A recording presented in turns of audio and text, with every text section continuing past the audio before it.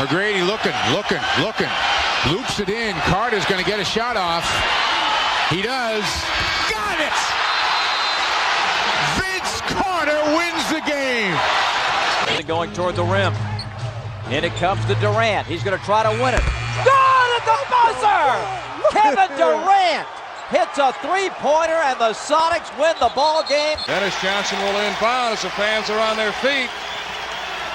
Larry Bird shakes free. Three-pointer. Got it! Aims to Bird. He gets a good shot in the Celtics winner. Boy, this is something. A screen. Michael Jordan with 4 seconds. Fakes, shoots. Oh, he did it again! He did it again! He did it again! Michael Jordan, the greatest player of all time! Woo. He got his money's worth tonight.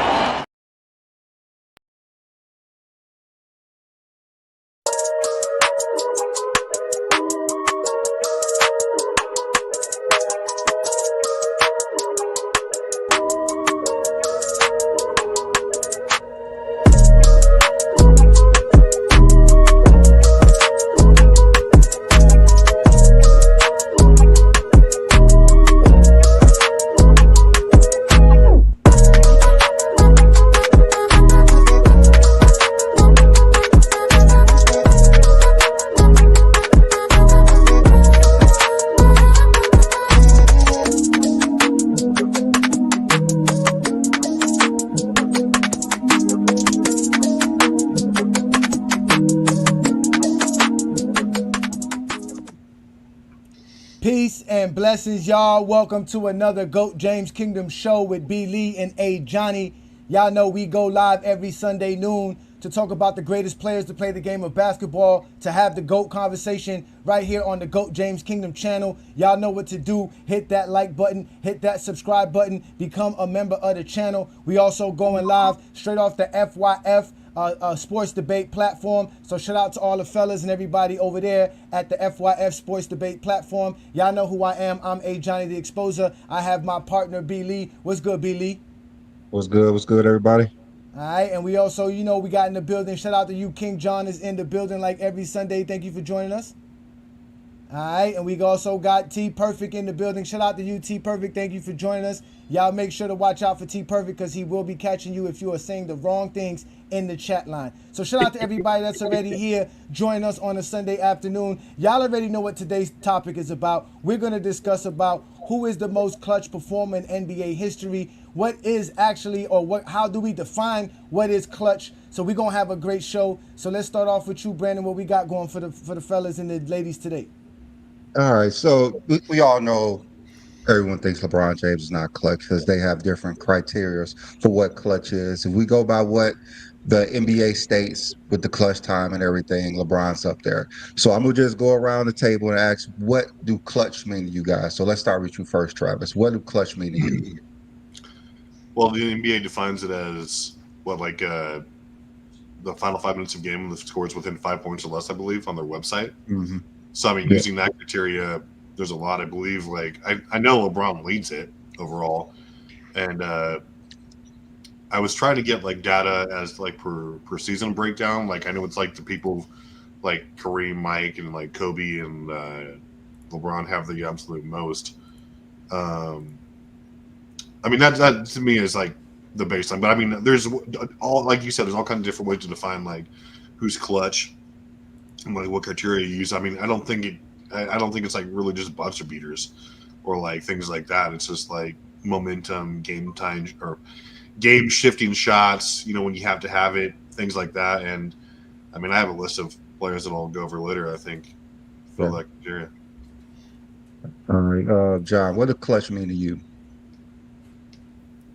Clutch is about moments to me, moments in a game. Forget what the NBA said after 5 minutes is clutch. Because you could be clutch in the third quarter and determine the game in the third quarter, and you don't even play in the fourth quarter. It's about moments offensively and defensively. And a lot of people don't like to talk about the defensive part of being clutch. But it's all about the moments determining the game and finishing the game off. I mean, if it come down to the last 5 minutes, it come down to the last 5 minutes, and you doing what you have to do, running the plays you have to run, stopping people like you need to stop them in the last 5 minutes. That's determined to be clutch. If if you can end the game in the third quarter, you can go on a big run, a nice 15-0 run, get rid of the game. That's clutch to me as well. So clutch is about moments to me. Okay.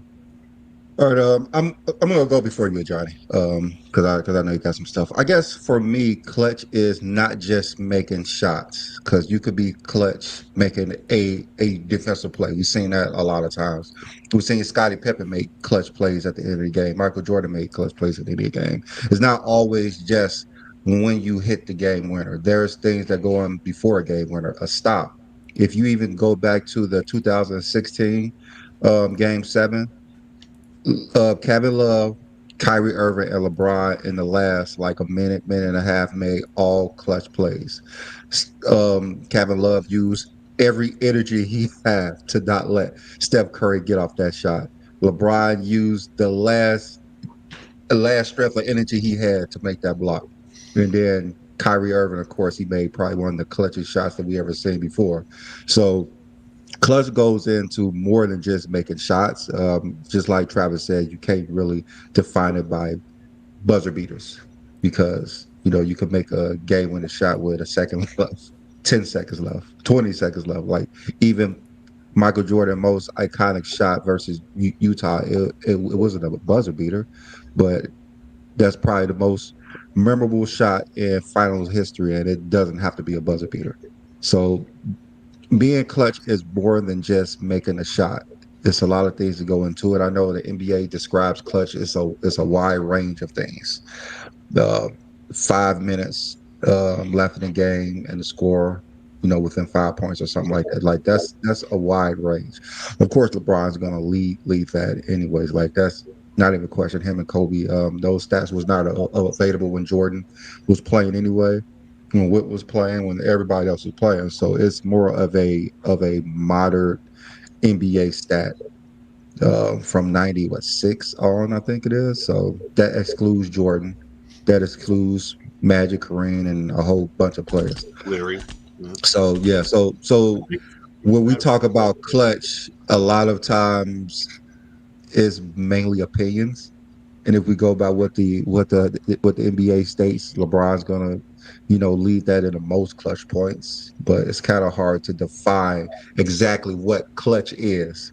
That's the whole problem. And there's narratives that you could go with, and most people think Jordan is the most clutch player of all time because we've seen majority of his clutch shots, and they're iconic shots.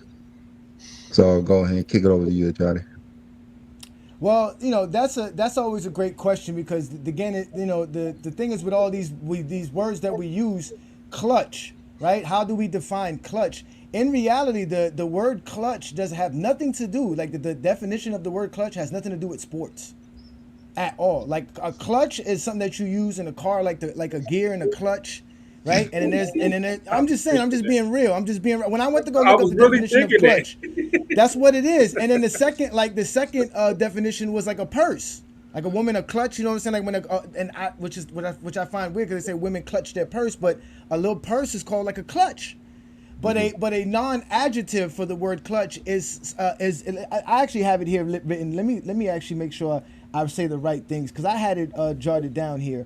But we also wanted to see what you guys thought what clutch meant as well. So when you go on the Goat James Kingdom show and you see the chat line, you'll see we have the actual description. What is more clutch? Is it a game-winning buzzer beater? Is it a Game 7 performance? Is it performance in elimination game? Or is it your efficiency in last-second shot taken? So you guys can go ahead and put that in. Now, I know Brandon and John just broke down some other ways somebody can be clutch, but clutch in sports is denoting or occurring in a critical situation in which the outcome or result of competition is at stake.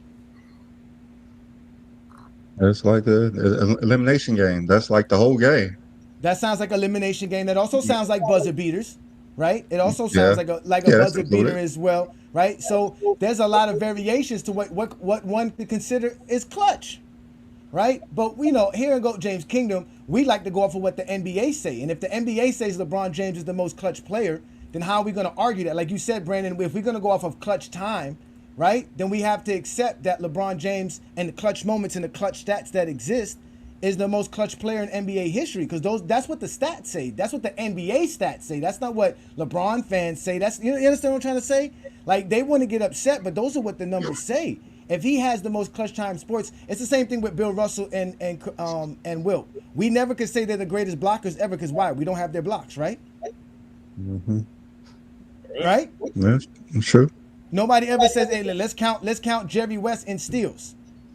Let's count Oscar Robertson in steals." Why? Because there's no stats for them, so we can't count them. So if there's no clutch stats for Michael Jordan, which there are just for the last 4 years of his career, but there's none for Magic. There's none for Bird. You know what I'm saying? There's none for like Reggie Miller as well. Reggie Miller's most of Reggie Miller's career. You don't have him, right? So how are we going to determine how clutch you are?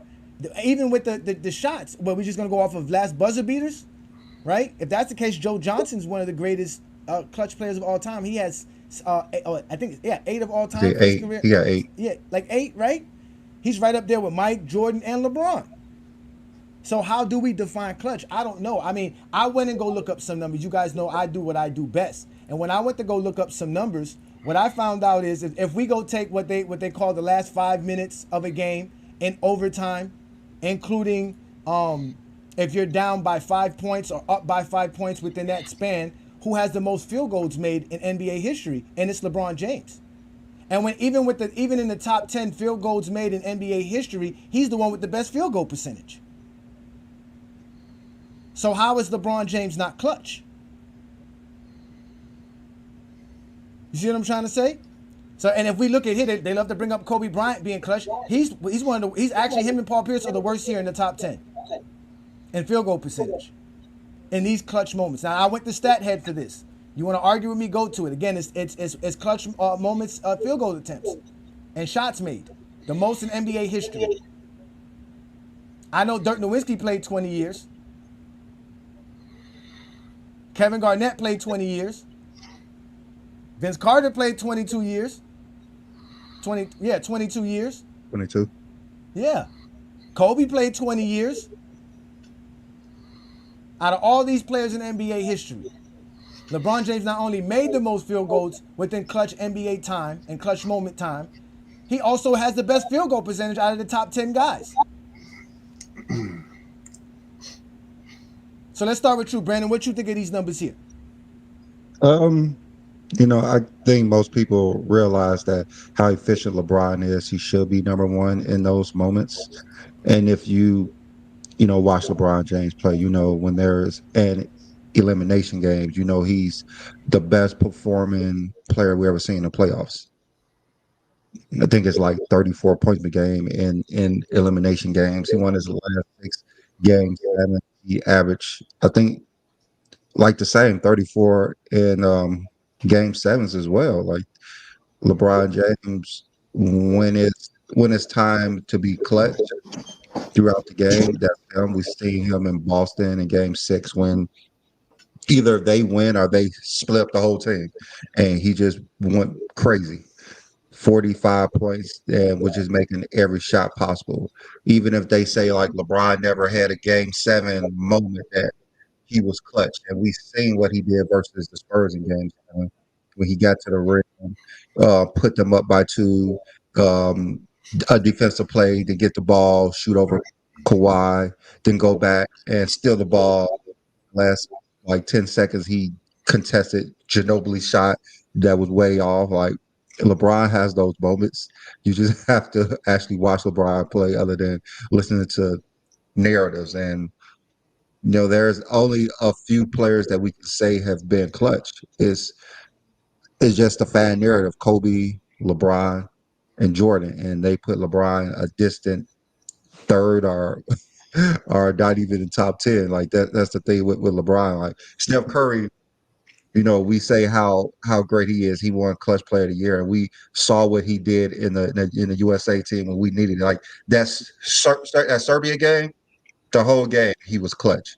Like you wouldn't just say like the last 5 minutes he was clutch. Like he was clutch that whole game. So when you talk about clutch, it's just more than the last couple of minutes of the game. It's actually the whole game to me. Facts. You on mute, Johnny. Facts. I agree with you. There's a lot to being clutch. It's not just hitting that last shot, but I think hitting the last shot does mean something. And obviously what the NBA considers as clutch time also means something. But if we really do want to go to it, right, like you said, you want to go to the actual footages of what LeBron James has done, like you said, in these clutch moments, let's just take a quick look at what LeBron James has done when we talk about clutch moments and hitting those crazy shots like everybody loves to talk about. Love, LeBron, and got it! Banks it in! Jaw-dropping fadeaway out of bounds, using glass, and he ties it at 120. An unbelievable shot. Gets it to LeBron for three for the win. Yes! LeBron James at the buzzer as the Cavaliers have pulled it out to tie the series. Going to work, fires, leaning. Dwayne! Away it goes! Walked off, playoff winner! 3 seconds to go. Throws up the floater. Golf blast! James, catch, fire, ball game! He did it! LeBron James wins it for Cleveland! Going away from the defender. So, I mean, in reality, if we look at what LeBron James does, right, even beyond the buzzer beaters, right? So let's go to game sevens, right? Y'all say this should be about the whole game, right? Everybody here agrees, right? So in game 7 situations, besides Kevin Durant, LeBron James averages the most points per game in game 7 moments in NBA history. Kevin Durant, the GOAT. The GOAT. The GOAT scorer. I knew you was gonna say. He's the GOAT scorer. He is. Right? Prove it. I mean, these are the greatest scorers in critical games. And this is a 3-game minimum. If we wanted to add a 2-game minimum, then you would add Luka Doncic. Luka Doncic has 2 games where he averaged 40 points per game in 2 game 7s. Durant shoots 55% in game 7s. Shots fired. You say what? You say what, Travis? Durant shoots 55% in all of his game 7s. I think it was like 3 of them. So he shoots 53% in game 7s. He's 3 out of 2. He's in 5 of them. 5 games, yeah. So yeah, 3 out of 2. I think. Amazing. So how does this apply to being clutch? Let's start with you, John. How does game 7 points per game averages and performances, how does that attribute to a player being clutch? Because one, as far as scoring, I know when you go in that game 7, we know you're gonna show up. So the coach know he averaged 34.9. Oh, he's gonna be aggressive today. That's the one thing that I take out of just looking at this list right here. You know these players gonna be aggressive. They ain't trying to end it here unless it's the finals. We gonna come out at this game and we gonna win this game. And we focus all game. It's from the tip to the end. And I mean, Kevin Durant at 36.2, LeBron at 34.9, Jordan at 33.7. I mean, you know they're gonna be aggressive. And if that's the whole game clutch. To me, that's what that shows me. This is the whole game. They ain't waiting for the last 5 minutes. They ain't waiting for moments of the game. I'm going to this game, and my plan is to win this game, and that's it. That's the end of the conversation. That's what that shows me. I believe LeBron in those 8 games is 6-2. I think he's won his last 6 game 7s for his career. So he's definitely above 500. I know that for a fact.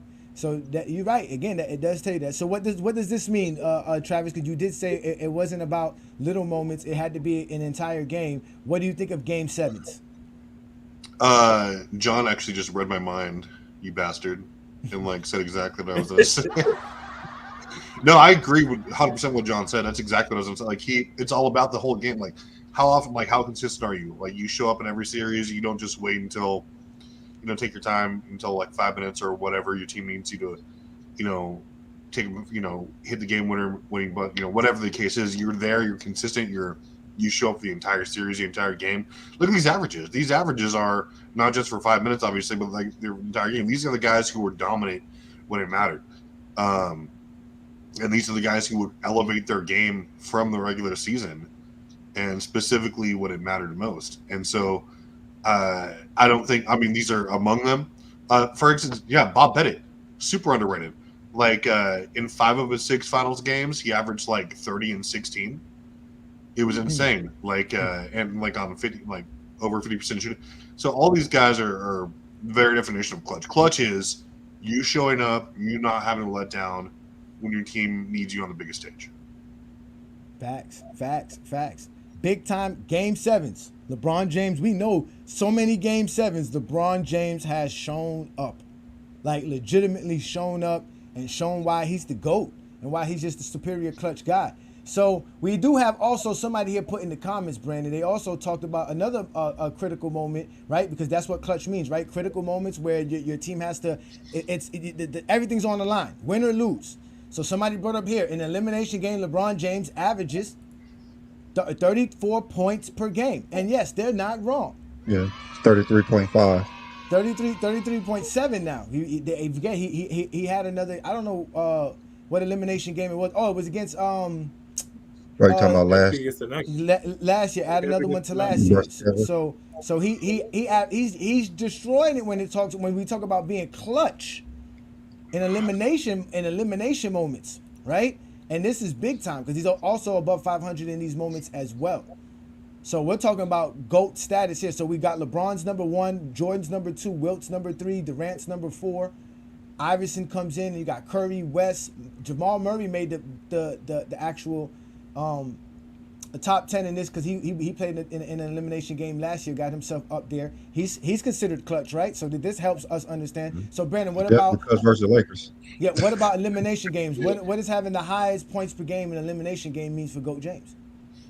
I mean, it means something.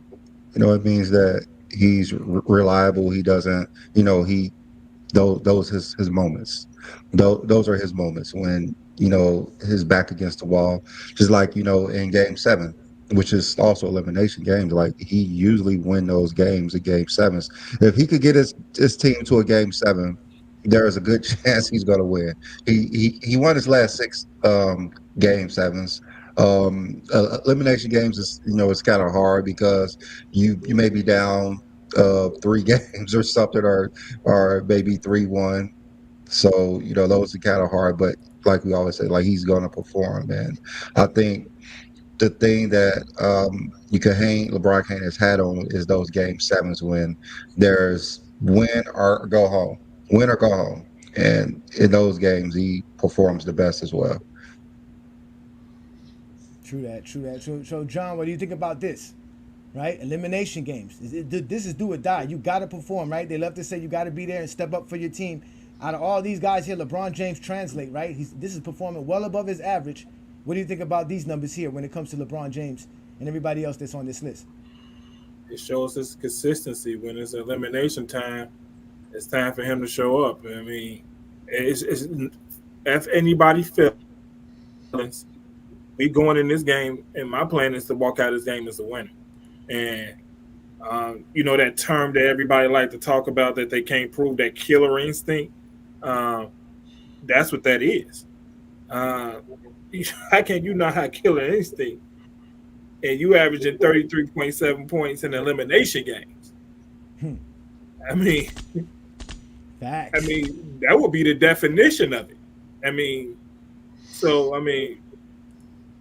If you wanted to prove something, that's what you want to prove. In an elimination game, it's the one person you ain't got to speak to is LeBron.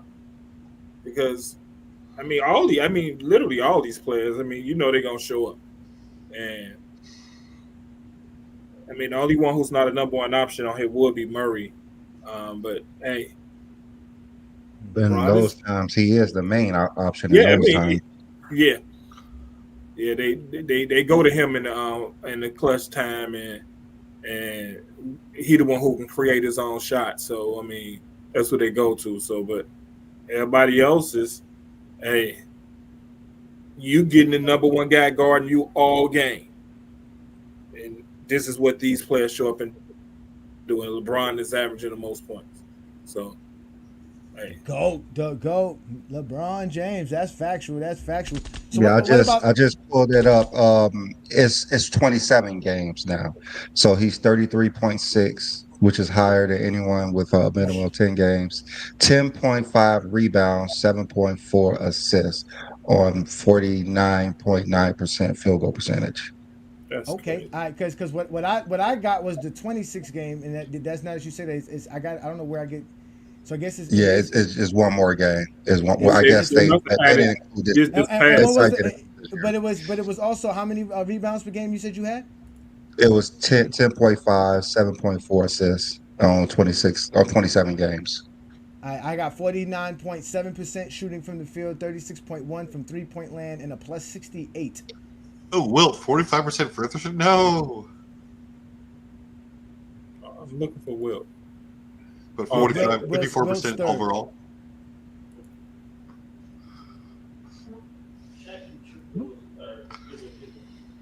Hey, Will is crazy. Yeah, Will is crazy. Only he, Iverson LeBron, out of here. only he, LeBron, and Elgin Baylor are the only one who actually averages double doubles in this. And only Wilt Chamberlain and Jerry West have a better field goal percentage than LeBron James in this. And they love to talk crap about LeBron James' field goal percentage. Michael Jordan in these games, elimination games, is 75.7%. So by a Zesty Jeffrey logic, Michael Jordan is horrible in from free throw shooting in clutch games, in elimination games. It's crazy because I just saw that maybe a couple of days ago, the 75.7 for Jordan from the free throw line. Is this field goal percentage like Kobe? It's 45.8 in the 13 Travis? game. Yeah, that's what it is. 45.8 in elimination games. Kevin Durant's like Kobe as well. I mean, yeah, the worst Kevin Durant is better than prime Kobe. You're right. I mean, bigger question is where's Kobe at? In this situation, Yeah. Kobe's nowhere to be found. Because again, this is you got He shot 39%. Did you see the graph? Kobe in elimination games averaged 22 points per game, my friend. Something like that. Wait. Kobe. Yeah. That's why Kobe Bryant fans don't like to talk stats, because there's no stats that say Kobe is great as they love to claim Kobe to be. Other than him having 33,000 points, which what makes him top 5 scorer of all time. Let me know when we can do some honorable mentions for most clutch player. Kobe shoots 41.4% in elimination games. No. 41. That's Iverson level. His field goal, his free throw percentage is 77%. Well, it's better than Iverson in elimination games. You can see Allen Iverson is here. He shoots 40%. But Allen Iverson Yeah, he shoots do average 22. Allen Iverson shoots 37% from the 3-point land though in elimination 83 games. from the free throw. Yeah, but he's taking like 2 threes a game. Definitely. So all these categories and all these things that we're mentioning, again, you can go to the GOAT James Kingdom chat line right on our channel for today's show, and you'll see we're gonna ask you guys what makes somebody more clutch. Is it game-winning buzzer beaters? Is it Game 7 performances? Is it the performance in an elimination game? Or is it your efficiency in taking last-second shots? Now, you know they love to say LeBron James doesn't even like to take the shots, but from all the numbers and everything that we've gotten from everybody who's a Zesty Jeffrey beyond, has shown LeBron James not only has hit more buzzer beaters within 10 seconds or within 5 seconds of the clock, but he also has the most shots within those actual spans as well. So it looks like he's not afraid or shies from those moments. Brandon, what do you think about the people who say LeBron James shies from those clutch shot moments? They usually just listen to Skip Bayless or anybody in the media who hates on LeBron. So, you know, he had a run that he passed the ball to his teammates for about a few months, and that just the narrative just stuck with him. It doesn't matter what happened. The narrative just stuck with him. Whatever he did before or after, that little span that he was passing the ball to teammates really just stuck with him, and it's still sticking with him today because they can't think of anything else to discredit LeBron. They really can't. They're coming up with all kind of wild and crazy scenarios. And like I said, when we go down to it, at the end of the day, LeBron James has the most clutch time field goals made in NBA history. Not only that, within all the guys that are in the top 10, he has the best field goal percentage out of all those players that we see here that's in the top 10. And as far as clutch time field goals made, if you don't know what clutch time stats are, they're basically any stat for a game that's within 5 minutes of the game or overtime where the score is within 5 points or less. So as you can see here, these are the most clutch players from this stat being recorded since 1997. So we're talking about 27, 28 years of data. And it's not our fault it doesn't exist prior to that. It's not our fault we cannot count anybody that played in the 1900s as far as being clutch when we want to be objective and use the numbers. At the end of the day, LeBron James is the most clutch player in NBA history. That goes without saying. That goes without even having to speak because we can see it when he's playing, and we can also see it within the stats. You guys are just haters to LeBron James. You don't give him his props for what he does. Again, these stats right here are coming from from Stat Head.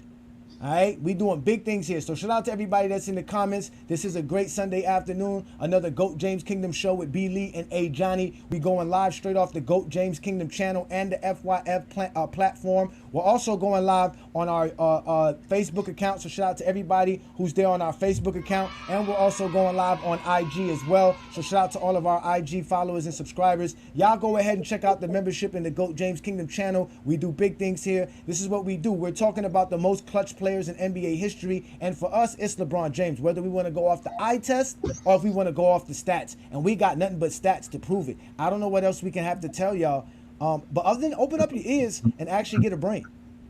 I mean, I guess the only thing that we can use is fourth quarter scoring. I think that may go back a little bit further.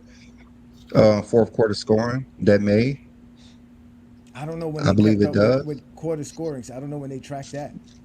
Yeah, I think you could track fourth quarter scoring, but LeBron still leads in that anyway. So even if we include all the players who scored in the fourth quarter, LeBron's gonna come out on top. But we want to include everybody. That's the only metric we can really use, other than game winners and buzzer beaters. Well, I mean, if we're talking about yeah, you're right. I mean, all the stats point to LeBron, especially if it's like we said, as the definition of fourth quarter scoring, he's gonna show up, he's gonna be the guy taking the shots and everything else here. But I mean, there's so many other players that you watch, and it's these things are what really. It's tough to put these on a stat sheet, but players like Derek Fisher, Derek Fisher was the most clutch player I've ever seen. He was, I mean, as far as hitting game altering shots, series defined against the Magic in 2009. That was one of the in Game 5, some of those clutch shots ever against the Spurs. He would just hit shots that were so timely. Timely is a great word, because you have just things you can feel the momentum shifting. The team's going on a 10-0 run, or if you don't hit this shot, they can win with the next possession, or you're about to lose a lead and you're going to switch the lineup. Fisher was insane. Shout out to Robert Horry. He shot 51% in all but one of his game sevens, and his team was 8-1 or something like that. Some crazy number. You had players who would raise their game exponentially for these closeout games, players like Hakeem Olajuwon and Dirk Nowitzki, where they raised their points per game average 3 to 4 to 5 points in the playoffs. Period. As composed to the regular season averages. Obviously, it was heavy volume, but all these players were insanely good. And it's a shame we don't have the stats to track that. But shout out to those guys who were just cerebral and automatic, whatever you would call their names. I mean, Derek Fisher and Dirk stats should be there, because it started when Derek Fisher came into the NBA.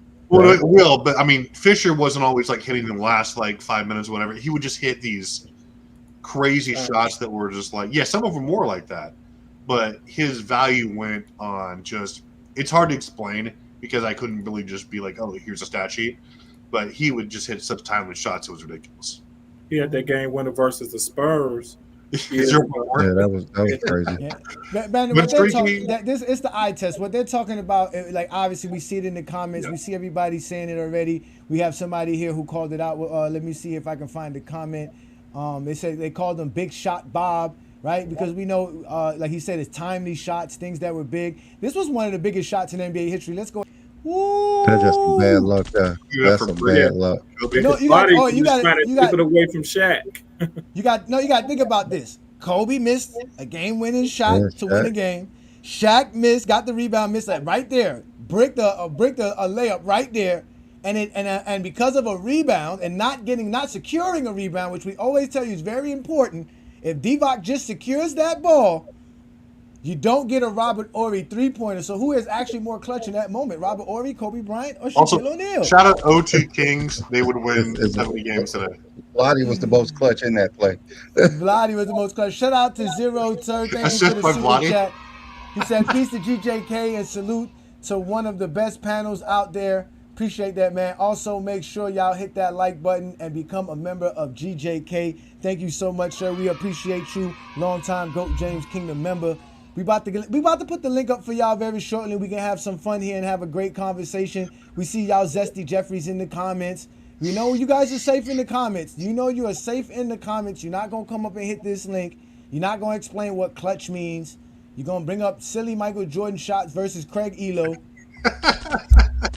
Craig Elo. Yeah, that's what they're going to bring up. What they don't like to talk about that Craig Elo shot is, one, Jordan missed some free throws in Game 4 that caused the Game 5.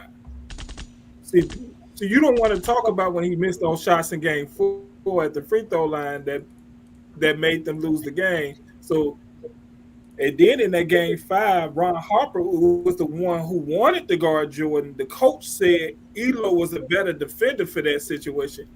I can't understand that, but hey.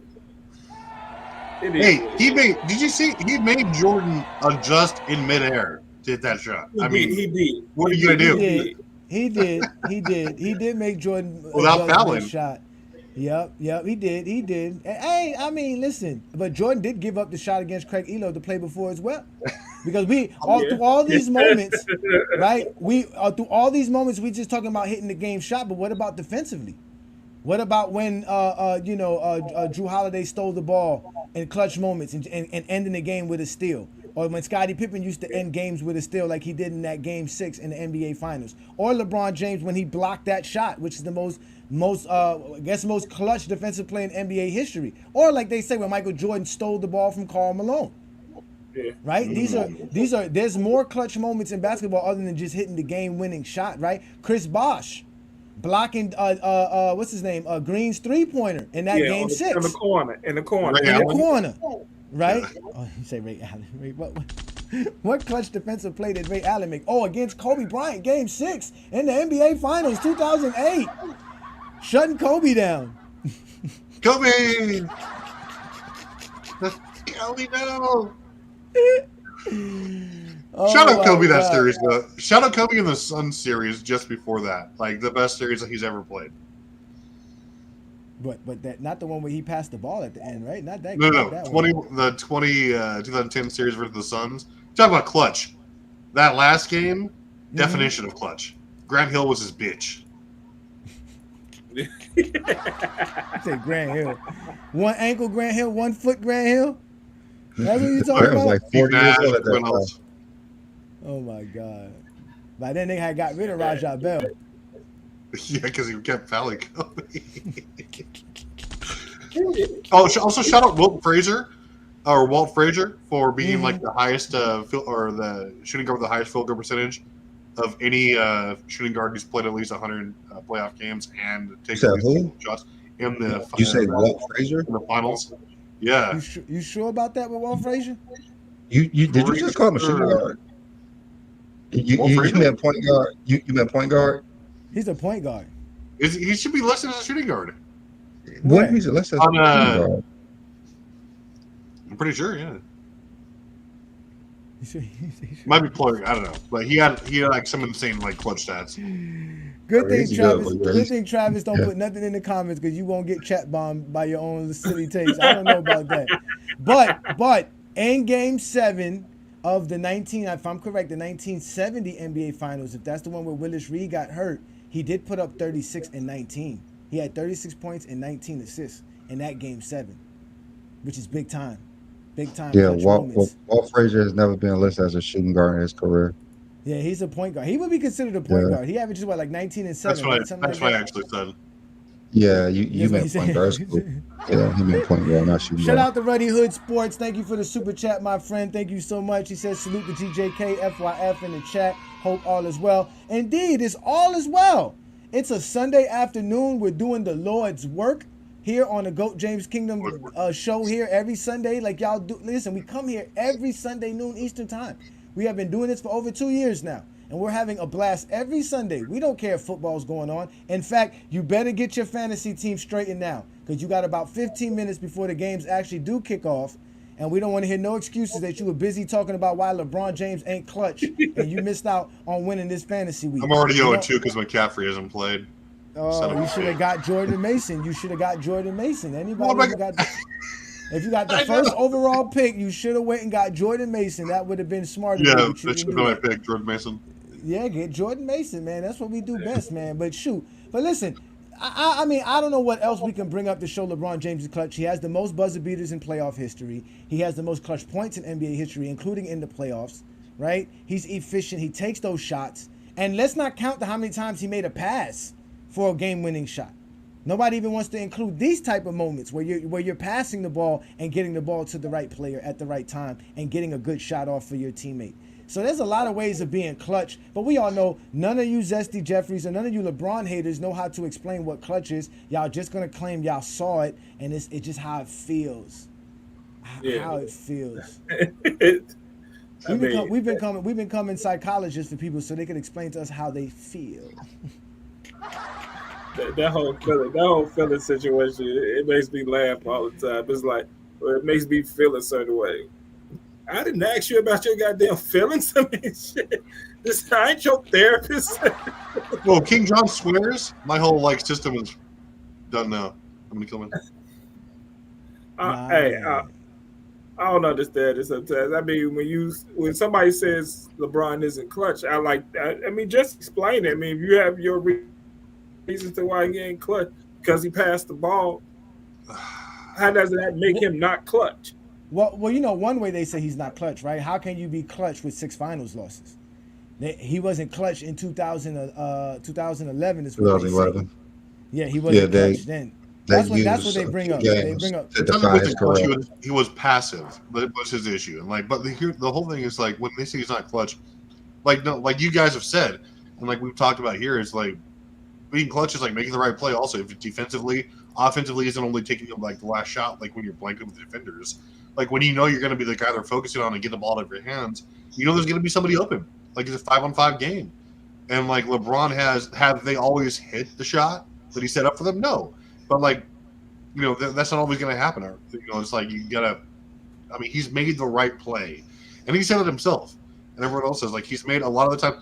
Are there some times where I've liked to have seen him be a little – sure. But you can say that about any player across the board that you watch that we talk about ad nauseum. No player's perfect. No player's always been 100% accurate or made the right play. But LeBron has for the most part. And, he's – the stats say it. He's super clutch when it matters. And he gets his teammates involved. And I think the stats reflect that too. And anyone who says differently either just doesn't watch the game or they're, like you guys said, they're Skip Bayless disciples or something like that. And they're just, hanging on narratives to hate. So – They really hurt. They really hurt. They're right now. They're trying to hang on to the whole Diddy situation. That's all they got. They just find everything outside of basketball. Even with that, right? They act like Puff Daddy's not from the 90s. I mean, that's what they act like. He's not even from the 90s. But that's how hurt they are. They can't bring up nothing. They talk about China and all this other crap. This whole baby oil situation got me crying. Oh my God. I just ignore all that. I mean, And yeah, that's. it's hilarious. It's hilarious, man. It's funny, man. Go ahead, man. Yeah. I'm sorry. I was just saying, like, Puffy is one freaky dude. He's so freaky, he going to prison. Hey, look. Check out this Zesty Jeffrey. Look at all he Oh, wrote, Brandon. wow. Check him out. LeBron took that out. This guy here is hilarious. LeBron, 2 meltdowns in the NBA Finals, 2007 and 2011. Multiple scoreless fourth quarters and in the finals, 17 in the regular season and game tying and game winning shot, 0 for 7 in the game winning and game tying shots in the finals. These dudes know everything about LeBron James. Dude, you took the word. If you want to know something about LeBron, just ask a LeBron hater. He will tell you everything. Well, this guy's been on and been exposed. This guy has been on and been exposed. He says here, don't you dare even apply or try to argue that your queen is clutch, you goofballs. Can we get this guy up here? No, he won't hit the link. He's been up here before. We've embarrassed him before. He's been up here before. Yeah. I wish he'll come back on too. It'll be funny. He has a lot of funny takes. Daniel. He got a lot of funny takes. We do the Lord's work here, but he's one of our most famous trolls. It's completely hilarious when we talk about. So now the amount of shots you take doesn't matter, right? Because supposedly LeBron doesn't like taking the shots, but now that he doesn't hit them enough, right? When they don't even know the efficiency, it was just like on Friday night, right? Somebody was trying to say that Kobe Bryant and Michael Jordan taking contested mid-range jumpers, they were still efficient at it, and they didn't even know what the efficient rate was. They didn't know what meant efficient or inefficient. They just knew Michael Jordan and Kobe were efficient. That was enough for them. The same thing with this guy. What is the standard for being efficient on a last-second shot? Because the numbers that he brought up, LeBron James has more than Jordan. He has more than Kobe in those moments. Whenever someone says like that comment, it really just got like it's guys, I get it. Like you want to defend Jordan, but they're not trashing Michael Jordan here. We're not trashing him. We're just saying here's what the stats say. Here's the information. It's not to like denigrate one player. Like there's no need to like launch an assault against LeBron James. Just accept the numbers for what they are. Like you got to nitpick and cherry pick. We can do that against any player. We've already done it to Michael Jordan. Like he hasn't been perfect in every series, like every game. Neither is LeBron. Like nobody's saying LeBron's a perfect specimen of a player, like in every situation of all time. Nobody is. Like you point to different situations. You know, I have multiple times. But when you try to say that this person is not clutch at all, never will be, like that ridiculous comment, it just says that like it really makes us question how much basketball you've actually watched and like where you're getting your information from. Not that we actually have to ask that question because we already know, but just stop, please. Otherwise, I'm gonna put you in my bomb. Yeah, he don't really know, man. He don't really know. Because if we went to like clutch time for Michael Jordan, let me go ahead and do that. Let me have some fun with these Zesty Jeffries. I just want to see Michael Jordan's all-time feel. Let's just see where Michael Jordan sits at in this situation here. This is 1997. In 1997, Michael Jordan's field goals and clutch time moments for 1997 was 39%. He was 32 of 82 in 1997 in clutch time moments. He was 82% from the free throw percentage. He was 18% from the three-point line. Mind you, ladies and gentlemen, that is the WNBA three-point line. Right? That's so as Jordan's 39%, how is that equated to being a clutch player when we're talking about clutch stats? Let's go to 1998 with Michael Jordan. Let's see what Michael Jordan's stats are there. Oh, it's a little bit better. He shoots 42.6. So anybody want to do the math? Can we get the numbers up? Anybody want to write these numbers down for me? Sure, man. What do you got? I got 49 out of 115 for 98. So put 49 and 115. He made 49. He shot 115. Okay. All right. And then in 97, Michael Jordan shot, for clutch time stats, he shot 32 of 82. That's 100%. Okay. That's Let's go to clutch time stats for 2002. Let's see if we can find Michael Jordan's clutch stats moments here.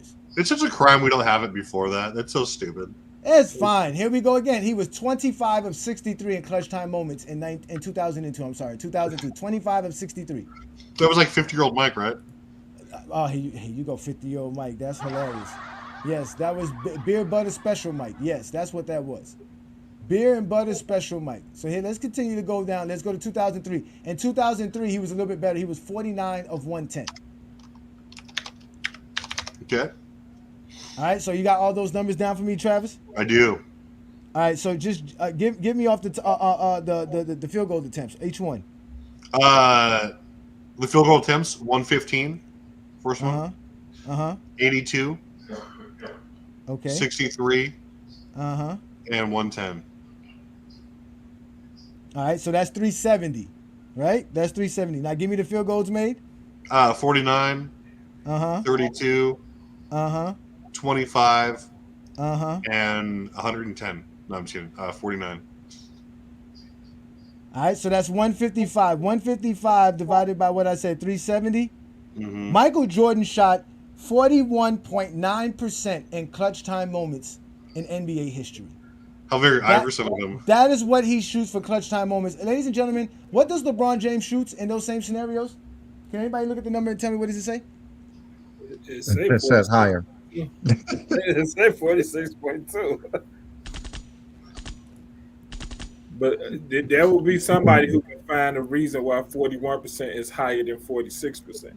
I mean, it's better than Westbrook, Pierce. Here goes his response. Look, I was just swinging by to watch you guys have your little biased show. Yeah, where you just bring up all negatives about Michael Jordan but ignore the whole picture. That's why you're disappearing. That's where you go. You safe in the comments. Yeah, you just showed his stats. We didn't say I just showed his stats. We just went and found his clutch stats moments in NBA history. That's what we went and found. And Michael Jordan shoots 41.9%. He's 155 of 370 in clutch time moments. Daniel, what do we say negative about Mike? Nothing at all. Nothing. That we don't struggle. I'm gonna tell you what we said negative about Jordan. He's not 100%. He isn't the best at it at all time. Anything that doesn't say Jordan is number one is negative. And you don't even have to be talking about LeBron. You just throw LeBron out the picture. Just say Kobe Bryant was better. And we're talking negative about Michael Jordan. I mean, we didn't say anything negative, but that's how he feels a way, okay? It's about his feelings. Okay? I mean, I just want you to know. I mean, I think Daniel has just left the building. Daniel, like we wouldn't waste our time. Like I'm going to leave you to the big dogs in the chat, like New World Dreams and AAR. Like they're going to buy to you faster and more efficiently than we can because you haven't even brought up a decent point that like you sound like that old guy on FYF who wanted to like come out of Johnny and Hearn or whatever and like says I was watching basketball, blah blah blah blah. Bullshit. Miss me with all that. I mean, he did it to himself. He did it to himself. He did it to himself. Go ahead, John. I mean, this whole story, if you in your mid-60s saying you was watching basketball, but if you wasn't even in the area to watch certain games, how could you have seen these games? It's always been a mystery. I mean, I just know it wasn't no NBA TV in the 1980s and 90s. I mean, what league pass did they have at the time? How was people watching all these different games that nobody else got to watch? No chill, Gil. No doubt. Shout out to Gil. Thank you for sharing the live. Appreciate it. Thank you so much. I know you love stats because what's his name? But McCann says Statman. Oh, you talking about Mr. McCann who will bring up his argument? Okay. No, because there's no stats that make Kobe Bryant better than LeBron James for sure. There's definitely no stats that make Kobe Bryant better than anybody else but Michael Jordan, which is what they like to say, which I don't understand that at all. So again, we use what's available to us, right? Because even if we use the clutch time stats, like as far as the 10 seconds, like 10 seconds is not clutch. Like the last 10 seconds of a shot, why did you get to that moment? Why are you understand what I'm saying? Nah, I get it. I get it. Hitting the last second shot, a buzzer beater at the end of the game, yeah, I consider that clutch, but it's not the only clutch moments that a player can be considered clutch at. There's a lot of moments.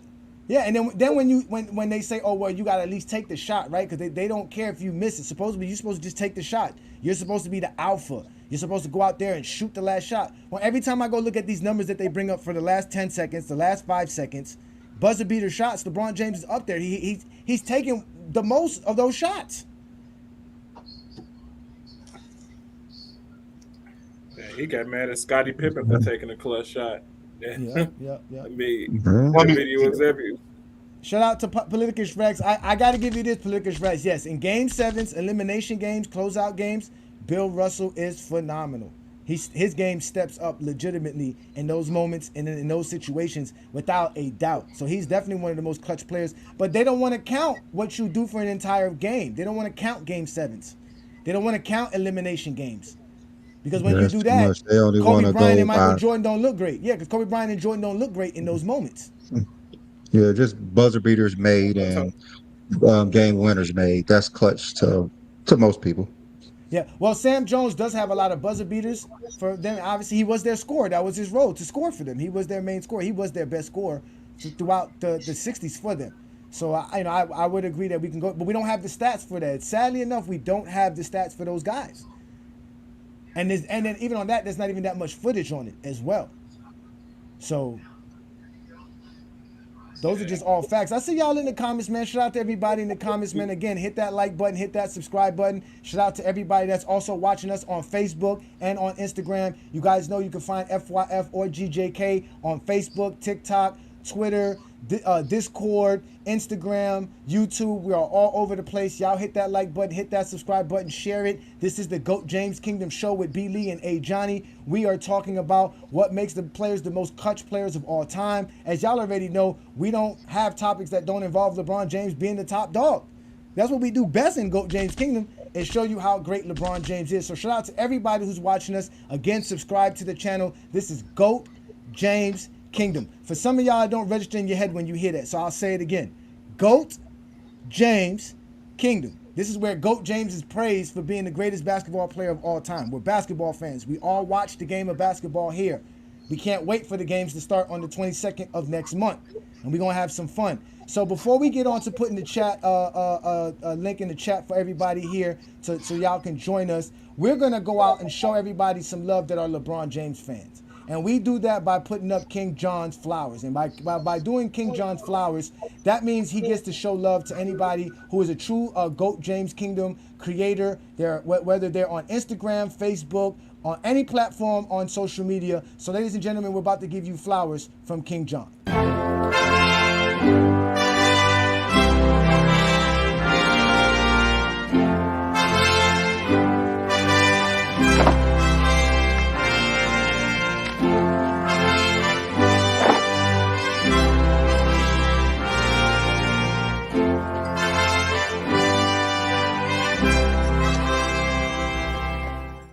Rose bearers. The first thing I want to give somebody flowers out to is a player. Is Asia Wilson for winning MVP. She had an amazing season this year, and I'm so glad everything happened in the WNBA the way it happened this year. Could have put a spotlight on Asia Wilson and how great she is as a basketball player. And I got to see her in another light. Shout out to Asia Wilson. She's probably going to win Defensive Player of the Year as well. And this is multiple times winning MVP and Defensive Player of the Year. So shout out to Asia Wilson. And this week, Instagram page, the name of the page is King LeBron is GOAT.23.6. He has 252 posts, 7,249 followers. And if you go up and down his page, it shows everything. He got narratives down there. He talks about facts as well. And he has an amazing page, and I think his page should be bigger than what is going on. So one thing I wanted to do is shout him out and show him love. I think he has an amazing page. And if you check it out, if you look at it, it says Goat James Kingdom right there. So Goat James Kingdom, follow him. I follow him. I mean, he has an amazing page, and if you want to learn a lot about LeBron James yourself, and I mean, I just think he has an amazing page. I've been down his page, up and down his page, and he has his own personal page, but he separates his personal page from his LeBron James page. So, I mean, I want everybody to go check him out. Again, his page name is King LeBron is GOAT 23.6. And I just want to, every week I'm trying to show love to a new LeBron James page. And one thing I always do, I try to check out people's pages who in the chat as well.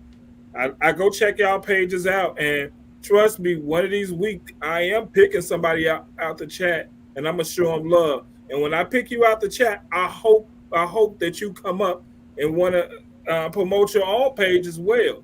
Because I want to show you love, and I want you to show yourself love by coming up and talking about your page and what inspired you to do your own page. So again, I want to show love to King LeBron is GOAT 23.6, and hey, let's keep going forward with this.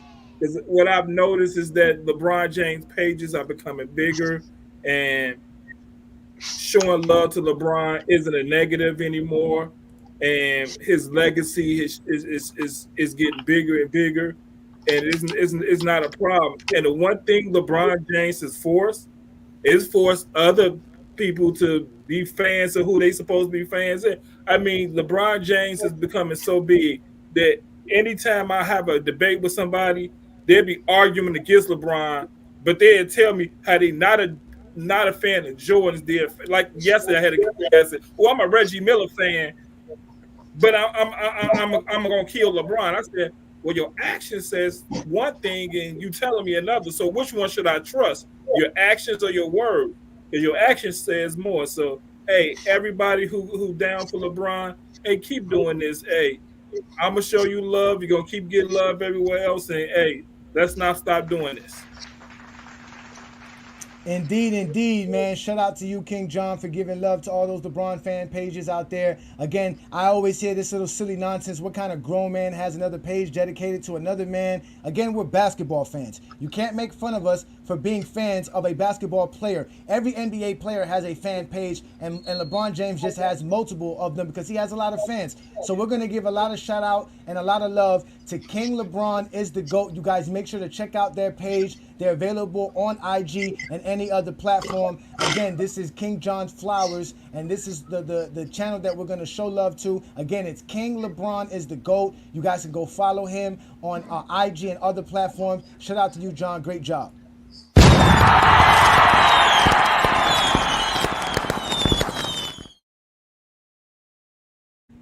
All right, ladies and gentlemen, so we having a fun Sunday afternoon, man. Everything is going good. We see y'all in the comments. Shout out to everybody.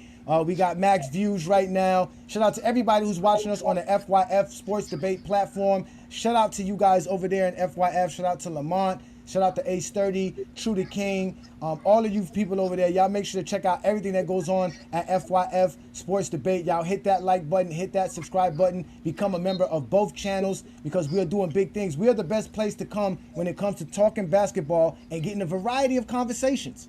And you obviously know that you could come up on the panel, which we're going to put the link up very shortly, but you could also be safe in the comments. But you're not too safe when Travis finds you.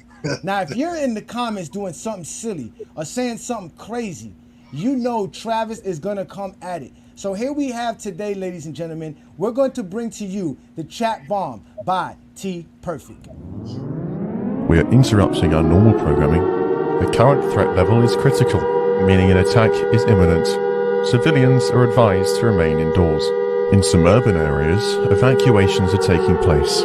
If you're in one of these areas, police will help you to safety.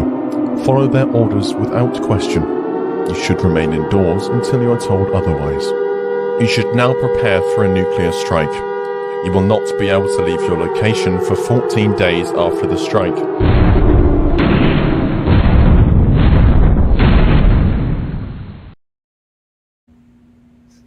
Let's go. Okay, guys. So You know what?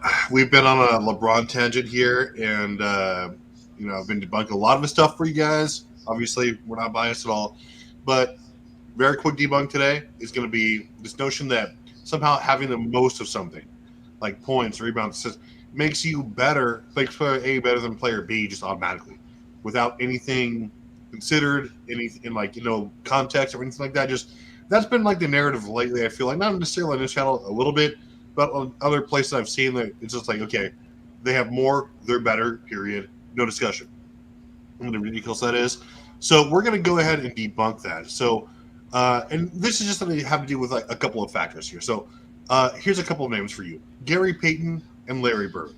Okay, who would you say is the better, greater, whatever word you want to use to try and warp it? Who would you say is a better scorer? Obviously, Larry Bird, right? So, but Gary Payton has 22 more points all time than Larry Bird. Okay, but he also played over 400 more games to get that 22 extra points. But Bird clears him in points per game, field percentage, three-point percentage, free throw percentage. Any kind of way that we use to measure a player's effectiveness from the scoring perspective, it's Larry Bird. Not to mention, he averaged his averages blows Peyton away in every regard. But Peyton has more points. Does that mean he's better? Absolutely not. So we've got to keep that same energy. We're not just when we're talking about LeBron versus Mike or Kobe or anything like that. It's all about the context and how these players scored. How efficient were they? Things like that. You have to have a baseline. For me, it's at least 10 years of sustained dominance. I get it. Being available for your team is the best ability. But at some point, you just got to keep the same energy when you're talking about all-time things. Like, you can't just say he has more, so he's better. That just tells me that you don't want to do any kind of research, right? So also, here's another quick example. Adrian Dantley versus Robert Parish. Parish has almost 200 more points scored than Adrian Dantley, but also played about 700 more games. Okay, but Adrian Dantley outshot. So Adrian Dantley, a shooting guard, outshot a forward center in terms of overall field goal percentage, right? And he did so He did so at higher volume. So he was a better scorer than Robert Parish as a guard, taking more shots, averaging more points on better efficiency. Okay, so ridiculous. He was the better scorer than someone who, again, played much closer to the rim. So that tells me nothing of how the player was as far as their scoring prowess. You got to be consistent. You got to do research. It's not a one size fits all type of situation. So if you don't do your research and you just have these clown takes about, oh, he had more, for example, is Charles Oakley and Paul Silas and Bob Pettit like better rebounders than Dennis Rodman? No. Dennis Rodman is obviously a better rebounder and did so, especially because he was playing in like one of the slowest paces in NBA history and still winning scoring or rebounding titles. So, it's all about context. It's all about how you frame it. Okay, so we'll move on from that very quickly. And like I said, that's just a bad take. Like, you have to do research. You have to put context in. Come with your good takes. Miss me with that, the more thing. Okay, so we'll debunk that. The best question of the day, and this was actually from last week, but because we missed it, apologize to him ahead of time. But he has a great question today, and it's Adrian Knight, one of our favorites here. And his question was, does Kevin Durant belong in the GOAT conversation? Now, hey, man, Kevin Durant, I already said last week, in fact, and I've always said this, I think Kevin Durant is the best and most effective scorer in NBA history. No other scorer in NBA history checks every single box, whether it's footwork, being able to create your own shot attempt, excelling from all three levels, whether it's mid-range, free throw percentage, three-point percentage. He's fine at the rim. Nobody else does that. Kevin Durant does, and it does so at volume. Okay, but he does not belong in the GOAT conversation simply because my GOAT debate, as far as my top five, is about two-way players. Kevin Durant is fine defensively, but does not excel defensively. The people that I have, as far as top five goes, are LeBron, Mike, Kareem, Hakeem, and Duncan. Durant will never crack that because he doesn't excel defensively. But great question. I would not be mad at anyone who hasn't been in his top 10. He has the accolades. He has the stats. You can do that. I'm not mad. Kevin Durant is up there, but he's not in the GOAT debate, in my opinion. If you have him in the GOAT debate, I respect your opinion. Much love. Worst take, very quickly, of the day is knowledge. Knowledge, what are you talking about? Wade carried LeBron to titles? When? Like, when, are you talking about he was carrying LeBron to titles when LeBron was leaving the league here in most advanced metrics from 2011 to 2014, as far as, like, offensive, defensive win shares, VORP, PER, things like that? Things that we measure a player's impact. What you think when Wade was nowhere close to even sniffing top 5 in any of these things? You're saying that Wade carried LeBron when every stat, every analytic, every piece of evidence we have says to the contrary of that. If anything, Wade was along for the ride. Again, Wade wasn't going to sniff another ring unless LeBron went to Miami and then elevated his game to a level that we've really never ever seen, except for like maybe one or two other players in NBA history. That's just facts. That tells me that you have an agenda against LeBron, you hate him, and you're willing to say anything in order to discredit him. All the numbers say that you don't know basketball and that you're an absolute casual if you persist in trying to discredit a man who is responsible literally for 2 of the titles that a franchise has. Everything disagrees with you. LeBron was a transcendent player. Everyone else was just along for the ride. Not saying that he didn't have a great team and Wade wasn't a big part of that, but LeBron was on an entirely different level all time during those runs there from 11 to 14. So that's all I have. And, hopefully that's been a little bit of information there for you.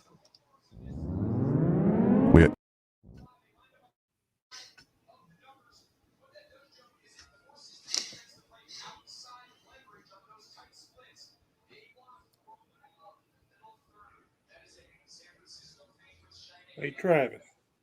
Yeah. Oh, shout out to you. Shout out to you, T Perfect, for that. That is your chat bomb. You did a good job. Thank you so much. Ladies and gentlemen, if you don't have a great take, Travis will find you in the chat.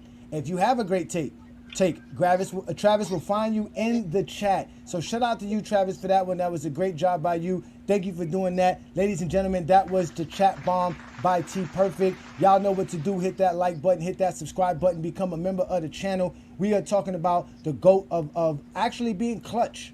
How much does being clutch matter in the GOAT debate, Brandon? Well, it's a big part, especially when you look at the one player, like the few players and their clutch moments. We all know LeBron clutch games that he had in the postseason, his greatest moments, and we see his clutch stats. We see that his buzzer beaters in the playoffs, he has the most, even with his game winning shots under a second. He has the most of those.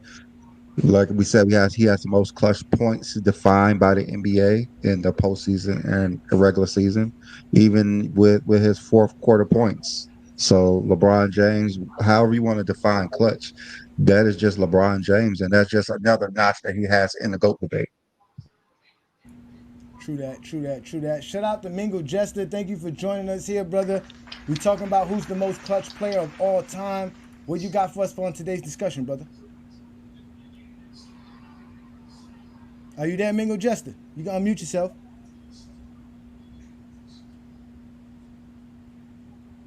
All right, we'll get to Twin Man, Mingo Jester, when you get a chance. So shout out to you, Mingo Jester. But Twin Man, what's good with you? Thank you for joining us. Twin Man is a GOAT James Kingdom member. What you got for us for today's topic? We're talking about the most clutch players in NBA history. So I put it in the chat earlier. Why is this even a conversation? Why is this even an argument? We already know who's the most clutch player is. A lot of casuals just like to make it about the finals. So let's play the game. If people want to sit here and say Michael Jordan had the most clutch bucket in the finals, you're lying. You're lying.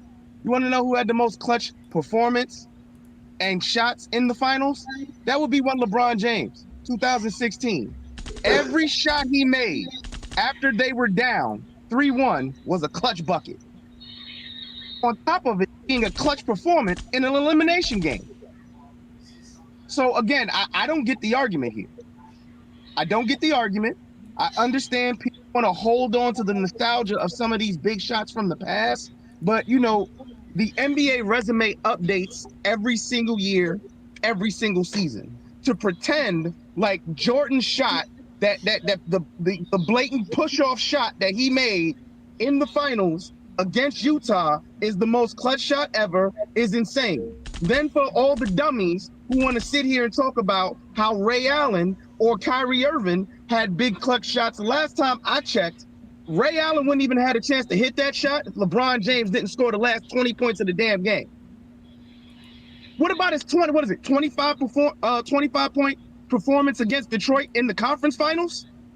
Why do we pretend like he doesn't have a clutch? I'm sorry? Yeah, it was 25 straight points. My fault. 25 straight points. The point I'm making is being clutch is more than just the final shot in the finals. You can have a clutch performance in the regular season. You can have a clutch performance in any round of the playoffs. People need to stop. They just try to weave a narrative to make their player the best. When at the end of the day, you have to have a great regular season to put your team in a great position so they don't have to work as hard to get to the finals. I would sit here and say, guess what? A young LeBron James had clutch moments when he came in the league, carrying those trash teams. So to sit here and pretend like this is an argument just needs to stop. All of you that are here obsessed with trying to put Jordan and Kobe in over LeBron James when it comes to being clutch, you need to just stop.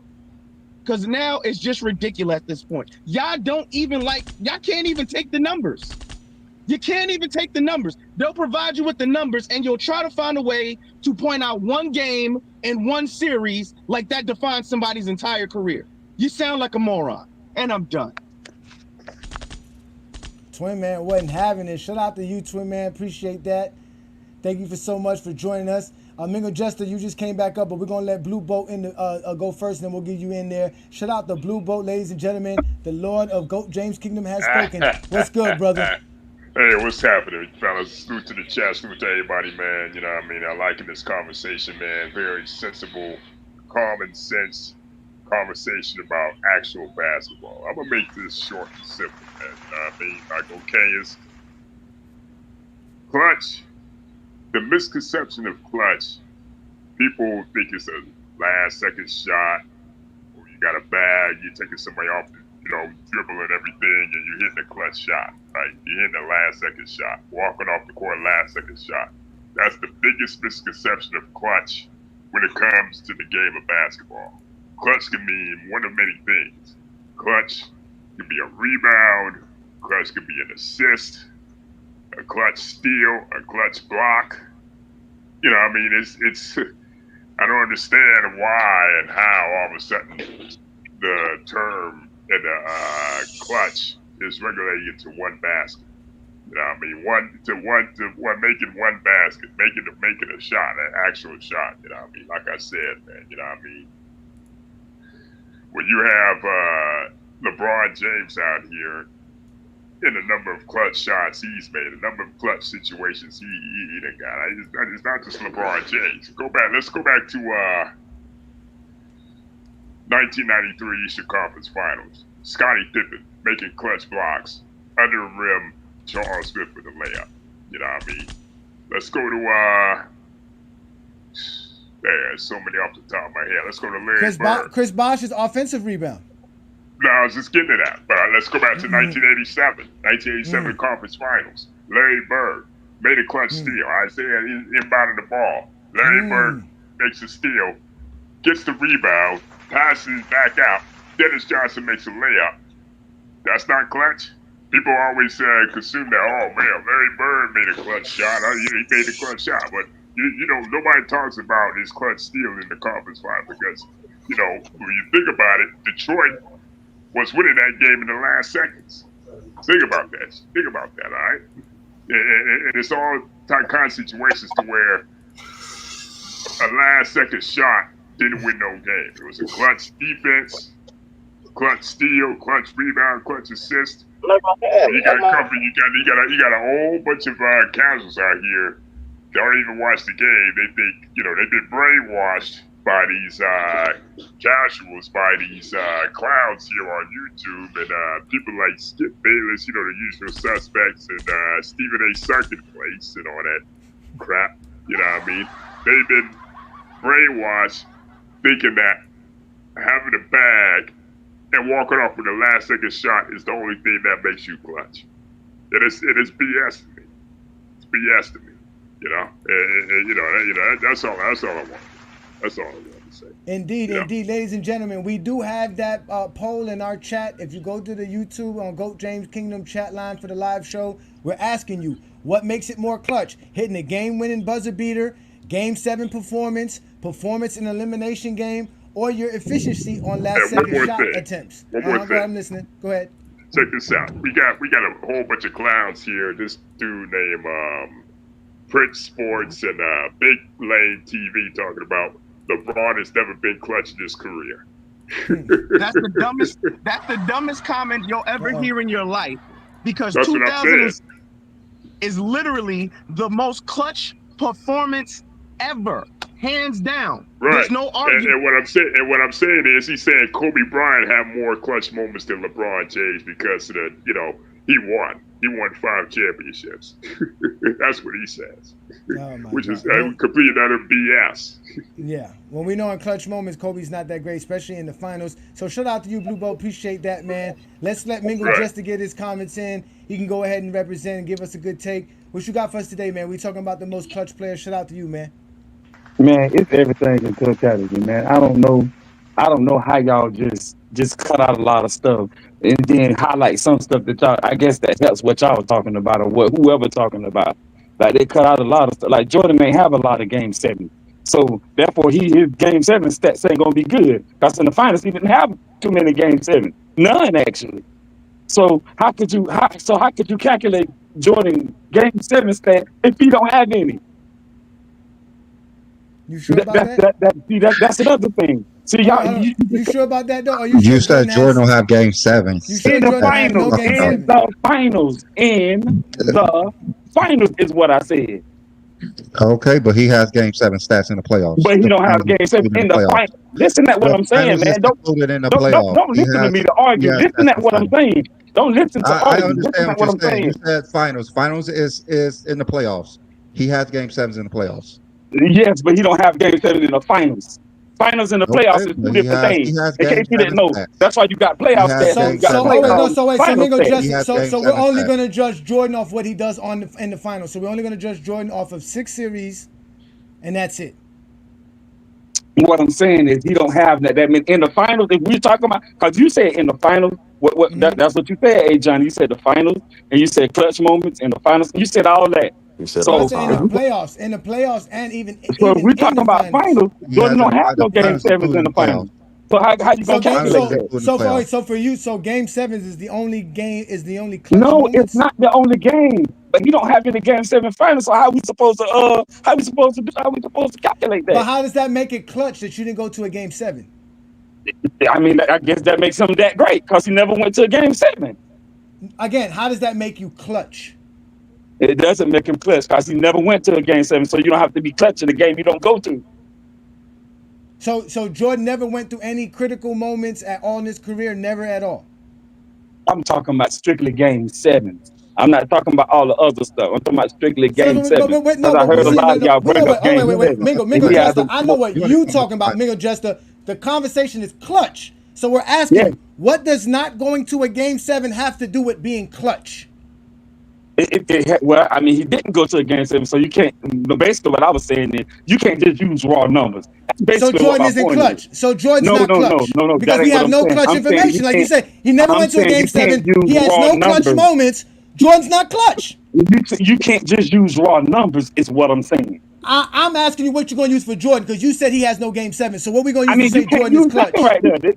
That's just like Bill Russell not having in the Defensive Player of the Year awards. You can't use nothing. There's nothing you can do about that. We said that already. We already said Jordan don't count. We said Jordan don't count. Jordan don't count. Jordan don't count. He's not clutch. That's he don't have. But I will say Jordan's not clutch then. He's not clutch. There's no stats that say Jordan is clutch. But now wait a minute. Aside from the finals, when you're talking about just clutch shots, period. Now Jordan got a lot of them. Like when he stole the ball from Karl Malone and went down there and hit the shot over Brian Russell, the whole Craig thing, all that good stuff. Now when you just talking about just clutch, period, or See, me, I don't just consider clutch just the last seconds of the game. I consider clutch the last maybe actually the whole game, because you got to win the game. You got to play to win the game. So to me, you can come up clutch anytime in the game, whether it's defense, offense, whatever. A lot of people just equate clutch to just how many shots you hit or whatever. Well, you can make a good defensive play. That's clutch. Or you can give a good assist or a key rebound or something like that. You got to get everything in totality. It's not just one or two things that makes you clutch. That's my point, what I be trying to make to everybody. So what performance in Jordan's entire career equates to 2016? Wait, isn't that what Brandon said earlier? Game 6, 1998. I mean, that's better than 2006. He said the last 5 minutes of a game, right? If we go to the last 5 minutes, what the NBA consider clutch stats, nobody does better than LeBron James. And that's total. That's total. The man just told you stop using total. How you gonna argue just said don't use rocket? What are we supposed to use?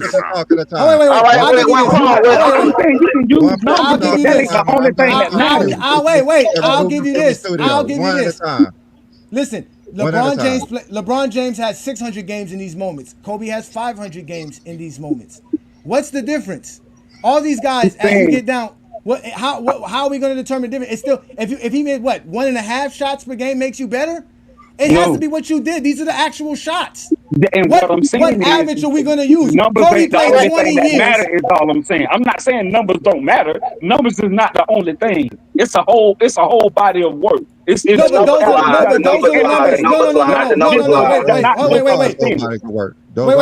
the numbers that reflect what Mingle Juster claimed was considered clutch.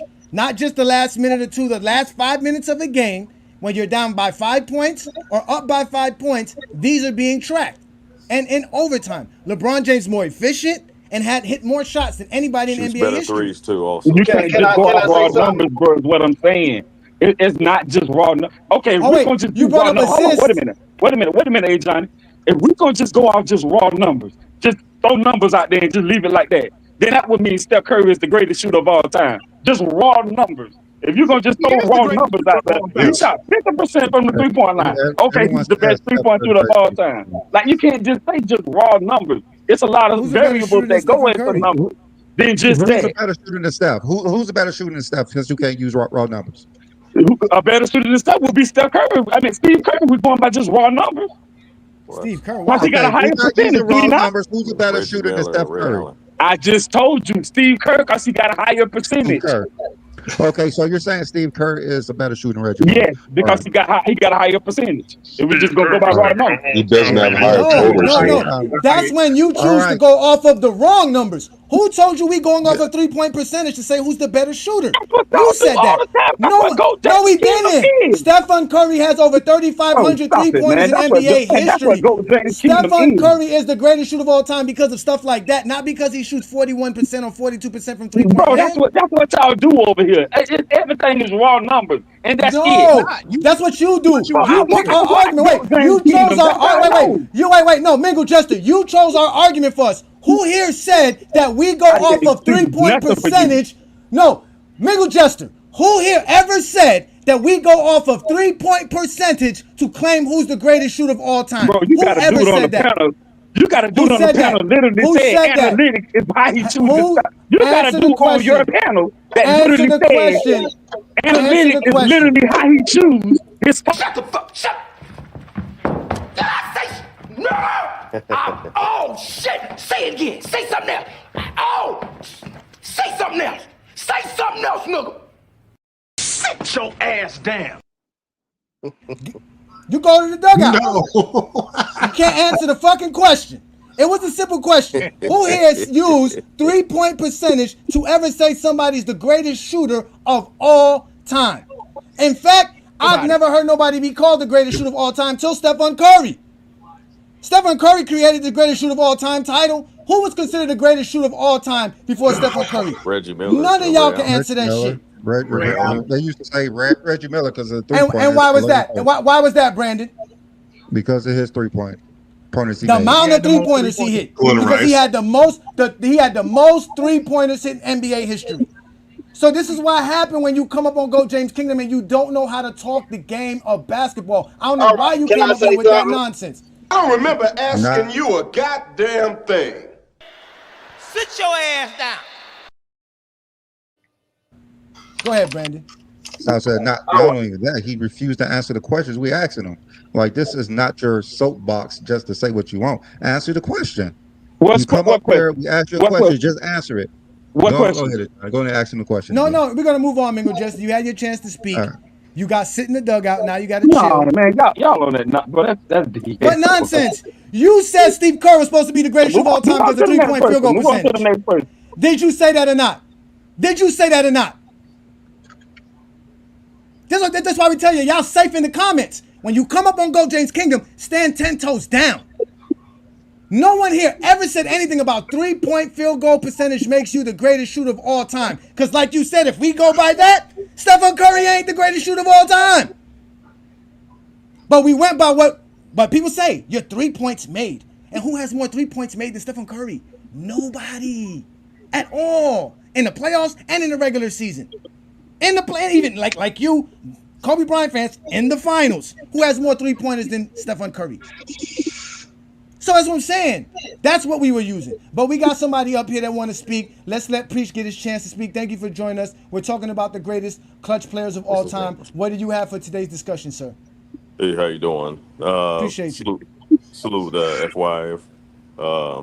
Yeah, I used to play basketball, man, semi-pro, and just wanted to come up here and just, just kind of just get down to the meat and potatoes, man. I've seen Mike play in a generation born in the 80s and 90s, seen Mike play, right? And you look at the players that Mike had to go up against, look at the players that LeBron had to go up against, you know what I'm saying? And you always hear about, different people save LeBron, Ray Allen against the Spurs, and he had to go up against Dirk, right? And they break down his flaws, but we never talk about what gets, Michael Jordan had to go up against the Pistons, the Lakers, the earlier, the Boston Celtics back in them day. And he went back in the lab and got stronger. You never hear about players talk about that, right? And you look about how the generations always get greater with scoring. You look at 7-foot Kevin Durant. You look at how great Stephen Curry shoots. If you put Michael Jordan in this time now, and look what he would have to go up against. LeBron had to go up against a lot because players were greater.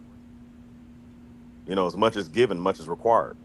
And I would say all time, when you look about what LeBron did against the Detroit Pistons, how his greatness evolved over the years and his skill. We never seen a player that could score the ball, could assist, and then, give you 7 to 8 rebounds. Jordan, when he was great, he was always, his greatness was defending and scoring the ball.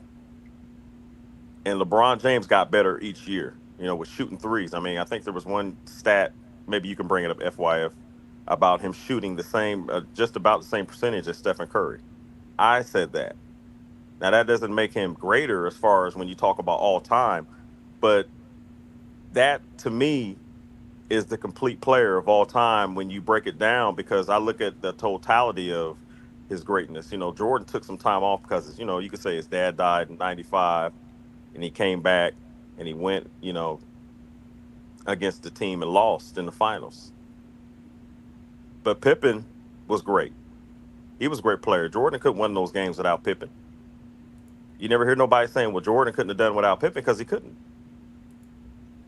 They always want to say LeBron. And so to me, when you put those stats up there, that's just what it is. It's LeBron James all time. He's all time. There's really nothing to argue. I didn't come on the panel to argue, but that's just all time. It's what it is. It's stats. It's proven. It's broken down. And that's just how it is. You know what I'm saying? It's longevity. Well, you can say, hold on. You can say longevity. You can say he's been playing, but that's also to his greatness. He stayed healthy. Yes, it is. A lot of players. Somebody said Bosh or Dwayne Wade saved LeBron James. Look, Dwayne Wade had bad knees, and Chris Bosh had a blood clot issue. And that's why LeBron James, a lot of Miami Heat fans, they didn't like it the way he left, but he knew that. He's kept his body in shape, regardless of how you think he does it. He's always invested in his body. A lot of those guys folded. They didn't stay healthy. They had injuries that lagged on. But LeBron, he's you know what I'm saying? That's also part of his greatness. And even active players clutch. LeBron is like what, top 20, top 4. He's like 14 active players clutch. At 40, what, how 40, he'll be what, 41, 40 He'll be years 49 tomorrow. And he's still he's still doing it, FYF. He's still doing it, man. Well, yeah, LeBron's great. This is GOAT James Kingdom. By longevity.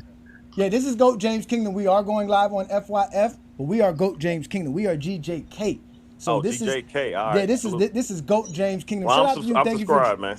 I know. I appreciate you. Thank you for subscribing to the channel. Thank you so much. Yeah. Let's let Brandon up because Brandon was very patient. Go ahead, Brandon. What's your take on the most clutch players of all time conversation we're having today?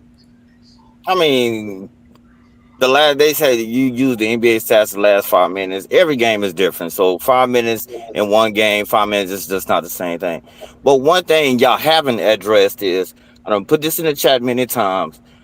5 seconds or less, LeBron is 20 for 114 on game win and the game time shots, 17.5%. That's stats, that's facts, that's bottom line. That's not great. It's just not great. So you can't say he's the most clutchest player ever. Yes, the last 5 minutes matter.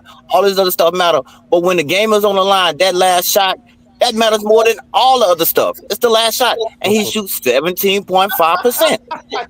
Oh, man. I can't. Brandon, you want to address that? Well, hey, yeah, you guys, we're on time. So if you only want to go by like the last shots, LeBron has the most buzzer beaters of all time in the playoffs. So are you saying LeBron is the greatest clutch player in the playoffs? No, I'm saying he has the most buzzer beat. That's what it's saying. But you're talking about game sevens. Jordan going up against Detroit in game sevens, Indiana game. He going against Oladipo, Indiana Pacers, round 1, game 7. I don't really care about you hitting a game-winning shot or how you performing. You should be running through those teams. Okay. Which? Hey, hold on. Which team was better than when Jordan played the 2013 Spurs? And because he played a game 7 versus Jordan wasn't playing in 2013. Okay. Oh, I don't think you understand what I said. Which team was better than the 2013 Spurs than Jordan played in game 7? I would probably, all the time, probably say none of them. Okay. What about 2016? None of them. Warriors. None of them. So why are you talking about? But that's not the only 2 teams he played. But that's not the only 2 teams he played. That's not the only 2 teams. I know that's the ones that make your case, but that's not the only 2 teams he played. You said LeBron James was playing versus bums in the first round in game 7. I said the first. Listen, he only have all because the East will suck. East suck. Simple as that. You have 15 All NBA players, and some of them years, a lot of them years, the East had 3 of them. The East suck. Simple as that. He walks there. That's why when he gets to the finals, he get beat down by legitimate teams. You sound like a hater, man. This the truth. So you're saying why LeBron James face more All NBA players than Jordan? Say again. Why did LeBron James face more? For half of Jordan's career, they only had 2 All NBA teams, so that's part of the reason. And half of Jordan's career, there was only 23 teams, so you can't have a third team when there's only 23. But it's still that the 23 teams really don't matter. It's still gonna be 10 players. Regardless, if you have 23, it's still 2 All NBA teams. But why would you have a third team if there's not 27? I understand. Yeah, you're right. I understand that point. But I'm saying, but just using raw All NBA numbers or All Star numbers, that's silly. You brought up All NBA. I just want to make sure you were correcting that. And then you brought up LeBron. Well, I'm just talking about the East. I'm talking about the talent in the East. LeBron James faced more All NBA players. Have Jordan? That's fine. But with the talent in the East, that's what I was talking about. Has Jordan ever faced a team with 3 All NBA players on the same roster? On the same roster? Yes. No. I would say no. I don't know for sure, but I say no. LeBron has beaten a team like that. Now I'm going to ask you. Who? What team? What team? You don't know this? You tell me what team was at the same year. Not somebody who was All NBA the year before or 5 years. What team he played 3 All NBA teams the same year? 2016 Warriors. I doubt that. I don't know for a fact, but I doubt that. Now they didn't have no 3 All NBA players. Wait. I answered the question, and now you're gonna silence yourself. All right, who? Durant, Curry, and who? Durant wasn't there. Durant was not there in 2016. I mean, 2016. Oh, pretty obvious. Oh, you say 16? Oh, I'm sorry, you said 16. Do I give a fuck? No, not one. How many fucks do I give? 0. Exactly. So therefore, your comment is irrelevant. Man, sit your dumb ass down. Goofy. Now, you asked me a question. You said, who was the guys? You guys don't like to let people speak. We gave you a chance to speak. I'm going to answer your question. It was Draymond Green, it was Klay Thompson, and it was Stephen Curry. Those are 3 All-NBA players on the roster. In fact, LeBron James didn't even have an All-NBA teammate on his team that year. So LeBron James faced way tougher competition than Jordan. I'm going to ask you this question, Brandon. I'm going to ask you this question. You brought up 17%. What is the NBA average for 5-second shots in the end of a game? Go ahead, Brandon, you're up. Well, I'm going to ask you that question. What is the NBA average for a player who takes a shot within 5 seconds to either to tie the game or take the lead? He don't know. You don't want to go off mute? You don't want to take yourself off mute? You don't want to answer the question? Let's discuss. I ain't discussing shit with no goddamn kid. Motherfucker, let me tell you something. Who give a fuck? Sit your ass down. The exposure was coming. The exposure was coming. They like to bring up what LeBron James shoots within 5 seconds of a game, but they don't know no one else's stats when it comes to that, including Michael, because we only got Michael for the last 4 years. So we don't know what Michael Jordan shot during those spans. So y'all always come up here and lie all the time and go James Kingdom, and that's why you get exposed by the exposer, and that's why Brandon sits there and give you that look, because he already knows you're lying. Stop coming up here and lying. You don't even know this. You don't even know nothing. Just lying. Y'all just be stating a lot of shit, but don't be knowing nothing. Speak very ignorant. And then you show up on Go James Kingdom on a Sunday afternoon, and we do the Lord's work. Hopefully you don't get hit by lightning today. Let's let New World in. Shout out to you, New World. Let's let New World get his take in. Shout out to you, New World. What you got for today's topic, brother? Thank you for joining us on another Sunday afternoon. New World, I missed you. Hey, salute to you guys, man. Salute, Travis. Missed you guys too, man, every Sunday. But man, y'all been killing this topic pretty much. I'm gonna be a parrot, so I'm gonna repeat some of what y'all been saying. You know, because JDRs and Kobe-tars, they've really ruined basketball discourse with their obsession with points per game and scoring. Clutch is not just limited to scoring the basketball. There's so many things you can do in a game to affect whether or not your team gets the ultimate outcome, which is the victory at the end of the day. And if we're talking about clutch just in terms of winning, there's nobody more clutch than Bill Russell. So, you know, let's just get that out of the way. But when it comes to the full package, as far as like everything that you can ask a player to do in a game to get your team to victory, I don't think anybody has done more or been asked to do more than LeBron James. And his career speaks for itself. You know, whether it's scoring, rebounding, defending, assisting the basketball, controlling the pace of the game. You know, we've seen LeBron do this at elite levels for what we're almost in year 22. Like, he's been doing this since he came out the gate. And, you know, obviously when you compare LeBron to players who have more successful championship runs than him, you know, you're gonna point to the differences in the era and the competition, and just the fact that it's way harder to get shit done, you know, in this generation where, you know, there's a lot more parity in the league. But, you know, even then, LeBron still stands out among his peers as somebody that's, you know, looked at, you know, when the game comes down to the line. Like, we saw it again in the Olympics, like, you know, down the stretch for the majority of those games, you know, they're looking to LeBron. And even if LeBron is not the one necessarily putting the ball in the basket, like a Steph Curry or a Kevin Durant, he's the one that's controlling the flow of the game. You know, he's still setting up plays on offense. You know, we saw him guarding Jokic down the stretch.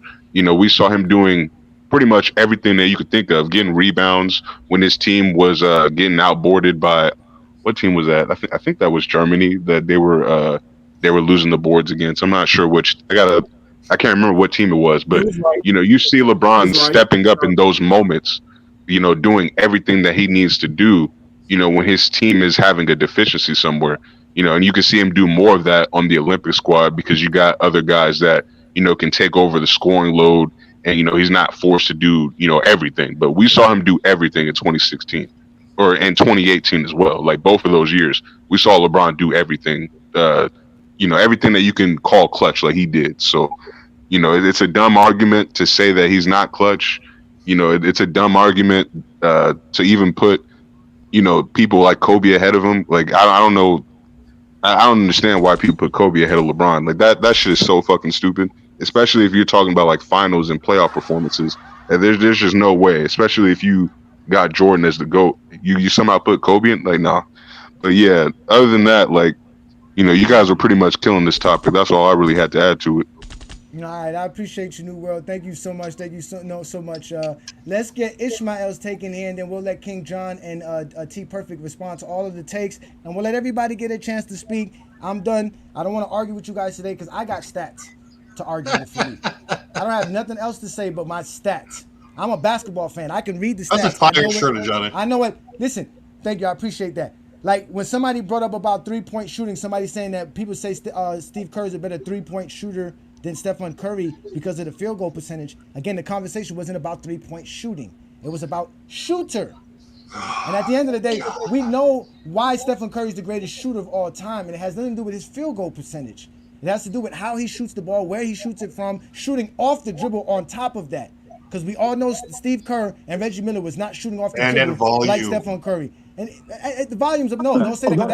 That's all longevity. That's all that is longevity. So let's let Ishmael get his take in. Shout out to you, Ishmael. Thank you for joining us. You are a GOAT James Kingdom member. Go ahead, brother, and school these brothers about the stats and why LeBron's the most clutch player ever. Disagree with the whole thing about the clutch thing. I mean, the numbers don't lie about that. If you're talking about what the NBA define, I don't know what there is to really debate. Unless, like, I'm trying to find like a source about the whole 17% thing. Otherwise, like, I looked through the NBA. The NBA does have like ways for you to see a player's clutch stats, like the last 10 seconds and whatnot. And so I'm gonna take a look at that. But overall, I don't think that like clutch situations really matters in terms of like who you think the GOAT is, or you have to be clutch, because I just think that eliminates a lot of players and their aspect to the game. I just think that you have to basically put yourself in some type of adversity to say that to be in clutch.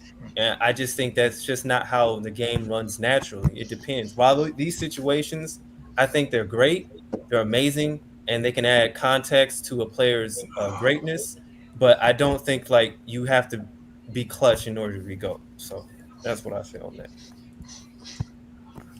All right. So shout out to you. Thank you for that take right there. Again, ladies and gentlemen, we don't know what it takes to be clutch because these type of words don't really exist.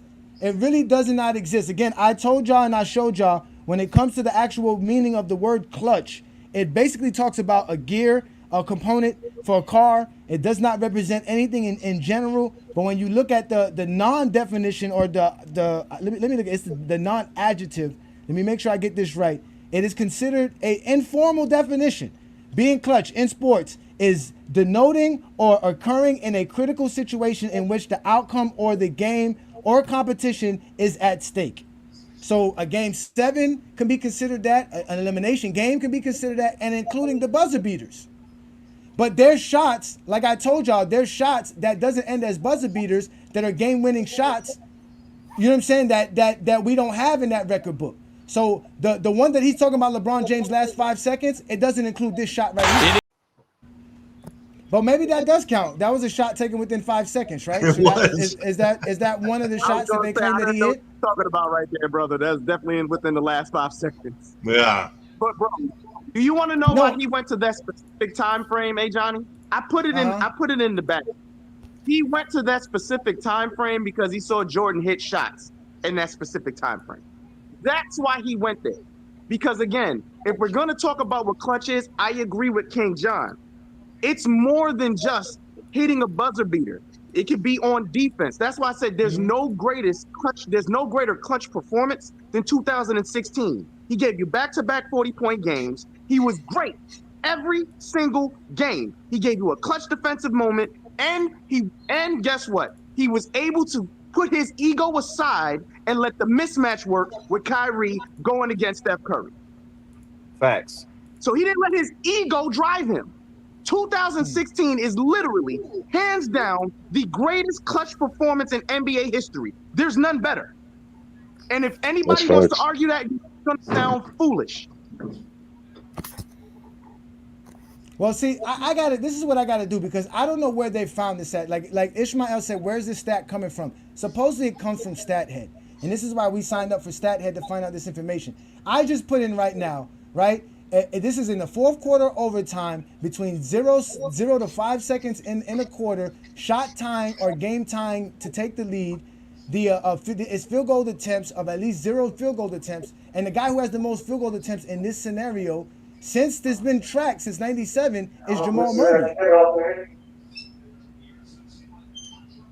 So I don't know where they get that number from. I've been trying to find that number. I've been trying to figure out those numbers there. And guess what? Jamal Murray shoots 25%. Brandon Ingram is second. He shoots 22%. So, Tyler Hero shoots, 25%. So you're telling me Jordan is not even number one in the stat that they've been constantly using to bash LeBron for years? They don't have numbers for Jordan. They don't have these numbers for Jordan. They only have last-second buzzer shots, like buzzer beaters. Yeah, like that. that's what I'm saying. Like, they've been using this argument against LeBron like Jordan was number one on that list for years. Like, I've been hearing this argument. This wasn't even the first time I heard this argument. I heard this argument several years ago. Now, again, I'm trying to do this. I'm trying to...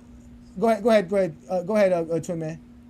They have to go by the percentage. Because if you go by the person who has the most buzz, because that's what that is. It's a buzzer beater.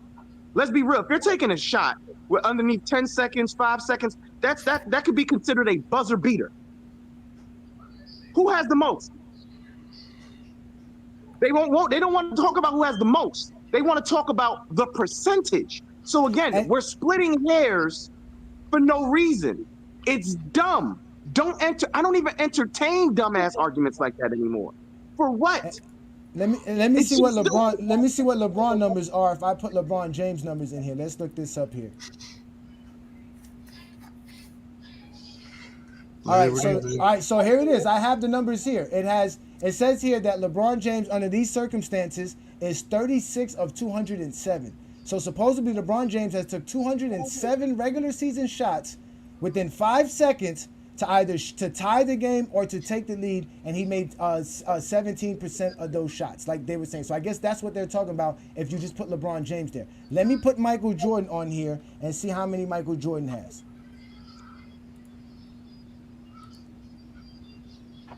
That's such an unfair stat to use because they didn't start tracking this shit until 97. Exactly, but even with that, in 97, Michael Jordan was 10 of 36, which is better than LeBron. He shot 27.8%.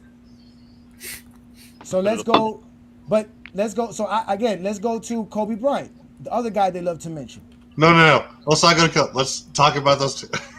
Huh? No, you said don't talk about Bryant. Travis is trying to stop it. Kobe Bryant, under the same circumstances, is 56 of 205, a total of 27.3%. So both of them do shoot better than LeBron James under those circumstances if we're talking about field goals taken within 5 seconds to either tie the game or take the lead for their history or for the career. Jordan, so LeBron is garbage, is what you're saying. No, what I'm saying is what makes garbage. That's my question. What makes garbage? How are you considered garbage? That's that. So, because now when I bring up everybody in NBA history, look, the number changed again. Now they brought up different numbers. Yeah, I mean, that's what I'm saying. I don't know how accurate these numbers are because the way you research it, it depends on how you research it. They're more accurate than LeBron James in that situation. Let's go to the playoffs. LeBron James in the playoffs. Let me go look up the same numbers for the playoffs. Now I'm using StatHead, y'all, and what I put in was this is from 2004 to 2000 and what's it called? So in the playoffs, LeBron James under the same circumstances is 15 of 42. He shoots 35.7% under these circumstances in the playoffs. All right, let's go to Michael Jordan, which we only has 2 years. 100%. So it's 100%. Michael Jordan is 100%. Michael Jordan is 100%. See, that's that bullshit. Like, whenever Jordan fans and Kobe fans use this argument, I'm always just like, it's so disingenuous. Michael Jordan Jordan is 3 of 8 under such circumstances. That is 37.5%. So that's close to LeBron James, but he only took 8 shots. Let's go to Kobe Bryant. Now, mind you, I don't know how accurate this is. I'm only using StatHead to give me this information and what I put in. Kobe Bryant is 6 of 37 for 16.2% when he takes a game-winning shot with the last 5 seconds of a playoff game. Kobe, that's trash. Kobe is trash. Kobe is trash. Kobe. Kobe. I never heard that Kobe stat before. This is my thing. Bro. Again, nobody can tell me what the stat that you're supposed to have. We know what it is. We know what it is when we look at it, everything in totality. We have to go basically a slice of a slice of a slice to sit here and say, oh, he's trash in this specific instance. Do you see what I'm saying, though? I know you're being humorous, but you understand what I'm saying. There are some people who will take that 17% and be like, see, he ain't clutch. He's trash. You talk about in that very specific instance? Like, if that's that's similar to when Skip Bayless was going around. Like, LeBron will drop a 45-point triple-double, and this nigga will be like, oh, LeBron missed these 2 free throws right here, even though they just won the game by 10. Right. All right. You know what? Let's go. All right, let me change it to field goals because I had it to field goal attempts. Let me go to field goals and see what the numbers come up then. See how different the numbers come up. Hey, Twin Man, quick question. Okay, so it doesn't change with field goals. Go ahead, Travis. Twin Man, is there a specific lube that you prefer, like when you like put LeBron balls and shots in your hand to like? I like strawberry or lemon. That's very homosexual, and I don't engage in such activities.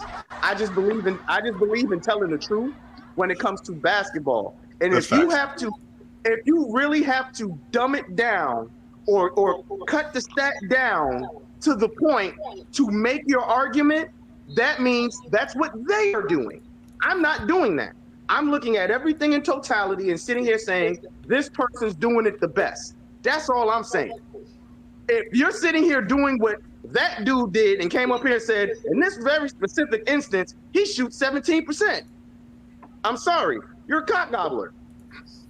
Yeah, it's crazy because the LeBron haters want him to be perfect in every single regard. They want him to beat teams that are better than his team, but they never hold their favorite players or their so-called GOATs to that same standard. So it's just like, okay, LeBron has a deficiency here, but how does that prevent him from being the GOAT when he's better than everybody else in all these other categories?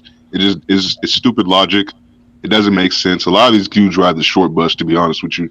All right, so here we go. So if we include the playoffs and the regular season for LeBron James' NBA career, when taking a shot within 5 seconds left of a quarter, whether it's the fourth quarter or overtime, to tie the game or to take the lead, LeBron James is 51 of 249, which is 20.5%. If we do those same numbers for Michael Jordan, let's look up Michael Jordan's number. Now, mind you, we don't know what considered good or not. We only know what these guys are doing. We don't know if 20% is bad, good, or not. Michael Jordan is 29.5%, but he's only 13 of 44. So Jordan only made 13 shots in the last 4 years of his career where it was under 5 seconds to either tie the game or take the lead in his career. And he's 29. So Jordan was significantly better in the clutch than LeBron. Got it. That's all I had to say. Let's go to Kobe Bryant. Now we're including their Not even playoffs prime and Mike. their regular season. So let's go ahead and bring those guys up. So prime Mike would have obliterated LeBron Right. James. Kobe Bryant is and under these circumstances, Kobe Bryant is 62 of 242, and he's 25.6%. So he is also better than LeBron James. So let's bring up somebody else who is considered another clutch player, so I can ask and see. I have a question. Is Is it saying like in the situation if they have to tie by making a 3-pointer, or No. like? No one says Yeah, that. a 3-pointer would be considered a tie, so it'd have to be 3 points or less. You know what? Let me add 3 points. Let me make it negative 3 points. Let me do that between. Yeah, because it's like. So are you exposing LeBron James on purpose right now? No, I'm just found it trying to, offensive. we're all trying to figure out where these stats are coming from. It's funny because they always scream longevity for LeBron's positive stats, but they never say it for his negative stats. All right, now when I add from 0 to -3, meaning you're down by 3, or the game is tied at 0. So let me see what LeBron James is there, because the numbers did change for all time. Let me put up LeBron James's numbers there. Come on, LeBron. Pull So up for you. all this stuff changes. All right, it does change. Now it's 8 of 42. So he's 19% for his career, and that includes the playoff and the regular season. So by doing that, Ishmael, it changes everything. Get off my team, LeBron. By me adding the difference between is basically 0 and -3, instead of putting down including shot the tie or take the lead, it reduces LeBron James shots by 200 shots. Let's go to Michael. Let's see how many shots he reduced. So I don't know. Again, these are just random searches that people be doing on StatHead. If we go to Michael Jordan under the same circumstances, he's 1 of 6, 16.7%. Oh, trash. If we go to Kobe Bryant, under the same circumstances, the numbers changed. Like I said again, that's why I was confused when I was doing StatMuse. Kobe Bryant is 8 of 14 under the same circumstances. When you're down by 3 points or tied the game, he is 8 of 43, including the playoffs and regular season. That is 18.6%. So basically, you can play around with these numbers to make everybody look bad. So get the ball out of LeBron's hands is what you're saying. What we're saying is that there's nobody who can actually use stats to claim anything is better but GOAT James Kingdom. These are all fake stats. If we go by what the NBA tells us, which they do it for us and they let us know clutch time is the last 5 minutes of a game, within 5 minutes. So if it's 5 minutes, or if let's just say the score is 4:30 left to go and somebody's up 15, that's not considered clutch time. But if within that 5 minutes somebody brings the game to 5 points, they start clutch time at that moment. And when we do that, nobody's more clutch than LeBron James. Let me go ahead and get this super chat in. Shout out to you, Darnell. He said in 2016, it was actually the free throw LeBron James hit that won it for the Warriors against the Warriors. Won it. The Warriors were still in chance to send the game into overtime after Kyrie's 3. That is actual facts. No lies given there. Shout out to you, and we appreciate you for supporting us here in GOAT James Kingdom. Again, ladies and gentlemen, it is a Sunday afternoon. We're doing the Lord's work. It's the GOAT James Kingdom show with B. Lee and Ajani. We talking the game of basketball. So, again, we're trying to use numbers so that we can have something to stand on. But I don't know those numbers. I don't know where they got those numbers from. I don't know. It changed with every little type that I put in my computer. So I don't know which ones are actual numbers. Huh? Yeah. I don't know about that. So where they got it. That's what we do best here. That's what we do best here. So, I mean, again, I don't know what to tell y'all, man. I don't know, man. Brandon, you have some more information on how LeBron is clutching. Can you give him some more information on LeBron's clutch? Some more stats. You know, I was playing with like StatHub earlier, and I was using like between 5 seconds and 0. I mean, sometimes it said the score they won by 6 and things just like that. So it's kind of hard to like dial it in. Okay. So that was I was doing in the morning as well. I was trying to dial it in. I haven't figured out how to fully dial it in, and I know they didn't include certain things that I know LeBron did. It wasn't in there because I basically searched by year, so everything wasn't fully accurate in StatHub. So I don't know. I'm gonna have to still play with it a little bit. Yeah, I increased it to 10 seconds, right? I increased it to 10 seconds under the same circumstances, right? LeBron James is 11 of 51 at 21.6%. When I did Kobe Bryant, he was at 17%. So that let's go to Jordan, because we know Jordan is what they have. We all know Michael Jordan is all they got. They don't have nothing else. Michael Jordan. So let's go to Mike. Even though these numbers are nothing but the last 4 years of his career, we don't know what Michael Jordan was doing his first. Michael Jordan, under these same circumstances, under 10 seconds to go of a game, is 1 of 8, 12%. And you know what, FYF, if somebody on the panel, I don't know, I don't have a computer in front of me right now, but maybe they can break down when Jordan, like, you know, we know he won 92, 91, 92, 93, took time off 96, 97, 98, right? But before that, what were his stats before that? What was his stats as far Jordan as clutch? Those stats don't exist. That's what I'm saying. They don't exist from 97. Yeah, they don't exist. So but prime Mike. 88 to 93, believe me, would have obliterated anything we're talking about today. No question. He would probably not because he was losing most of his career, so it was probably a whole bunch of misses. But those are not included. So Yeah, that's what I'm saying. But I they'll do that to mean, LeBron James. But they'll go and do that yeah, to LeBron James. yeah. They're They going. use LeBron's whole career, but we use parts of Jordan's career. Yeah, that's what I'm saying. Yeah, they like to compare those 6 years that Jordan had to LeBron's 20, which is like, what the fuck? Like, this nigga played more than 6 years. Yeah, exactly. Hey, preach. I'm Ajani, the Exposer. That is B. Lee. He is the sports analyst. We are GJK. We are GOAT James Kingdom. So, again, shout out to LeBron, FYF, and everybody that's a part of that platform, including us. But we are GOAT James Kingdom. So just everybody to know, follow all of our platforms. Follow the FYF and the GOAT James Kingdom platforms on all social media. Okay, so we on they got YouTube. 2 platforms. Okay. Yeah, we are a collaboration with them. We are our own platform. Collaboration. We are multi-streaming on FYF. So shout out to Lamont who's looking for content creators, and he knows GOAT James Kingdom's show on a Sunday afternoon is one of the best places you can be. Trust me, we're better than football. We 365. I know. We show up every Sunday. I'm watching you guys. Yeah, we show up every Sunday. We like Jesus Christ. We show up every Sunday. Shout out to y'all, man. So Preach, you know I'm your favorite. Say it. Gotcha.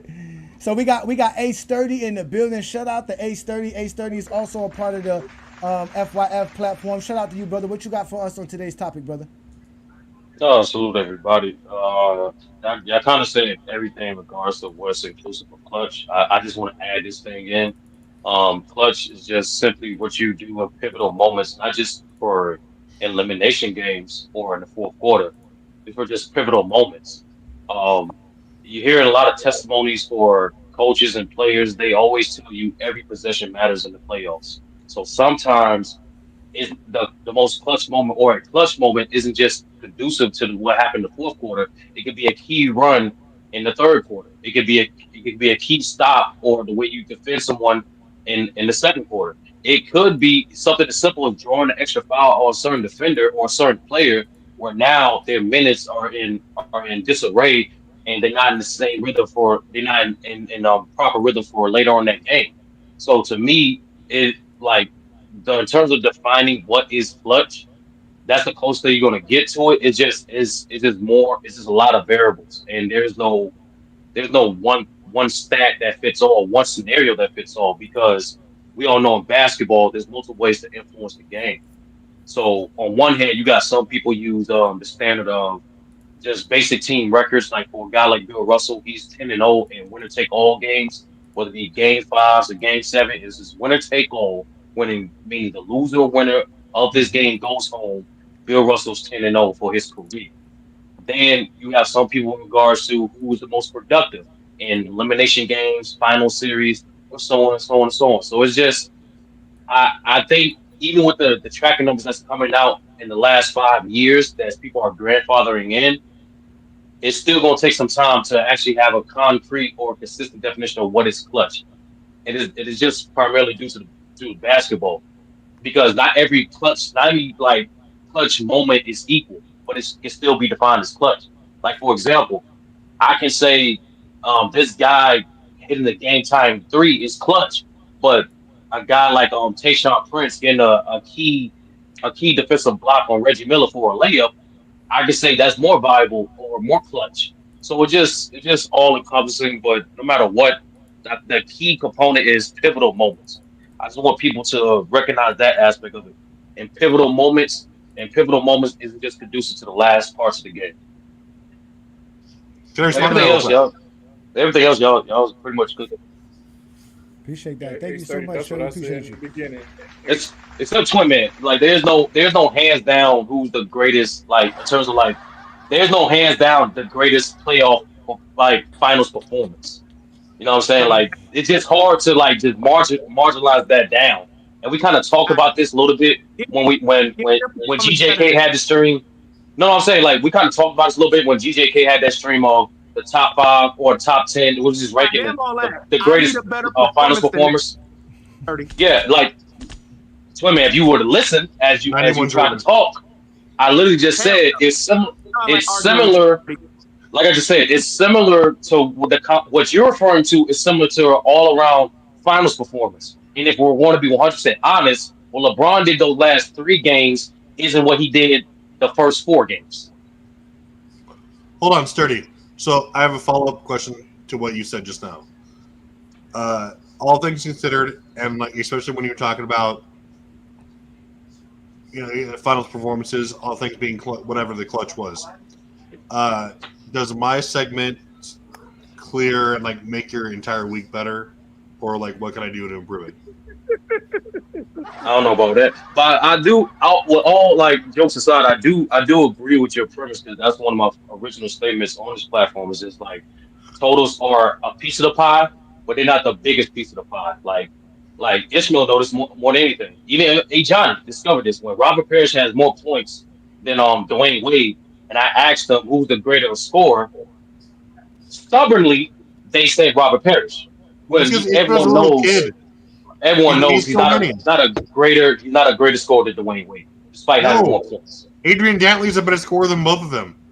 Well, you can track that. You can track that a little bit better. Hold on. Matter of fact, Travis, I'll put it more home. When I say John Stockton is not a top 5 point guard, I'm clearly in knowing so in regards to him having the most all-time assists and steals. We all know for greatness is more than just one thing, Johnny. We all know this. No, listen, I don't care what you tell me. Dwayne Wade played 17 NBA seasons. If you do not have more points than Robert Parish, you are not a great scorer. I'm letting you know that right now. I don't care what Dwayne Wade did.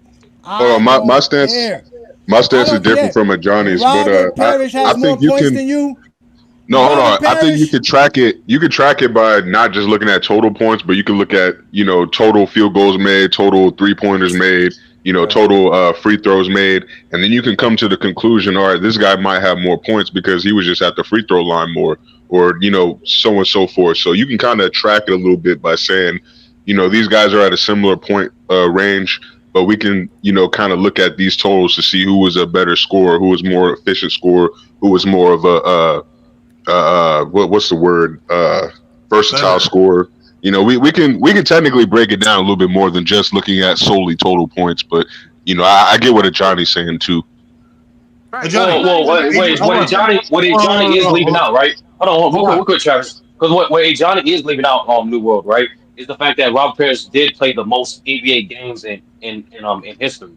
So saying Dwayne Wade played 17 seasons, that has nothing to do with the fact that Robert Parish still played the most games ever.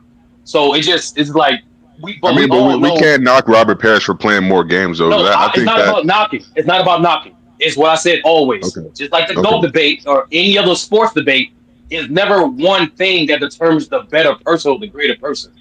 Yeah, no, I agree with that. I agree with that. Knock him when he averaged like 4-3-3 for his last 3 seasons, and he just padded stats, and you use that to say that he's a better scorer than someone in their prime was averaging 25 points a game. So Adrian Dantley destroys Robert Parish in everything: points per game, efficiency as a guard compared to a center. The point to dismiss Robert Parish scoring when in his first 15 seasons he already had 20,000 points is disingenuous, because his last 5 years, the last 5 years of his career that he was playing, he was only giving you a little bit. He only scored 3,000 the last 5 years of his carear. But his first part of his career is still 20,000 points for his first 15 NBA seasons. So y'all like to dismiss. It's just true. I just looked it up. I don't make shit up. I go look shit up. It's because he played a lot of games. Between 1977 and 1992, he had over 20,000 points. He had 20,600 points for his NBA career. He ended over with 23,000, which Dwayne Wade is like a couple of hundred short than him. Because at the end of the day, Dwayne Wade didn't score enough to even be put in categories to be called a great scorer. If you don't got more points than Robert Parish, you ain't a great scorer. You're just somebody that we like. Let's just leave it alone. Let's leave it alone. No, I'm upset. We got to talk about Dwayne Wade in this manner. Has more. Simple was that. That's the worst thing I've ever fucking heard. No, he has more. No one's dismissing the fact he has more, B-Lee. It's just what follows that. You can't just say because he has more career points, he's the greatest scorer. It's way more than that. Why not? Because Ishmael, we already go back. I literally already said it. Nothing in sports is determined by one thing. Nothing in sports is determined by one thing. Agreed. Nothing. Okay. You take my hand. That's the only argument is because nothing in sports is because hold on, Ishmael. No, because Ishmael, when I say other facts, You dismiss it because it's quote unquote sophisticated. When I say a fact, Dwayne Wade did receive. I'm literally saying it. When I say a Ishmael, fact, don't you have like when a I bunch say of a pop-up fact, books to get to? It's so a fact. so Ishmael, real quick. Hold up. It's a fact Okay. that 2016 is the greatest clutch final performance ever. No, that's your opinion, bro. Like you literally saying an opinion. It's not That is not an opinion. I need a You better literally just said series an than that opinion. in the Well, that's finals. how, I need a better all right, series 20 than that minutes. in the finals. After 20 minutes, I will answer.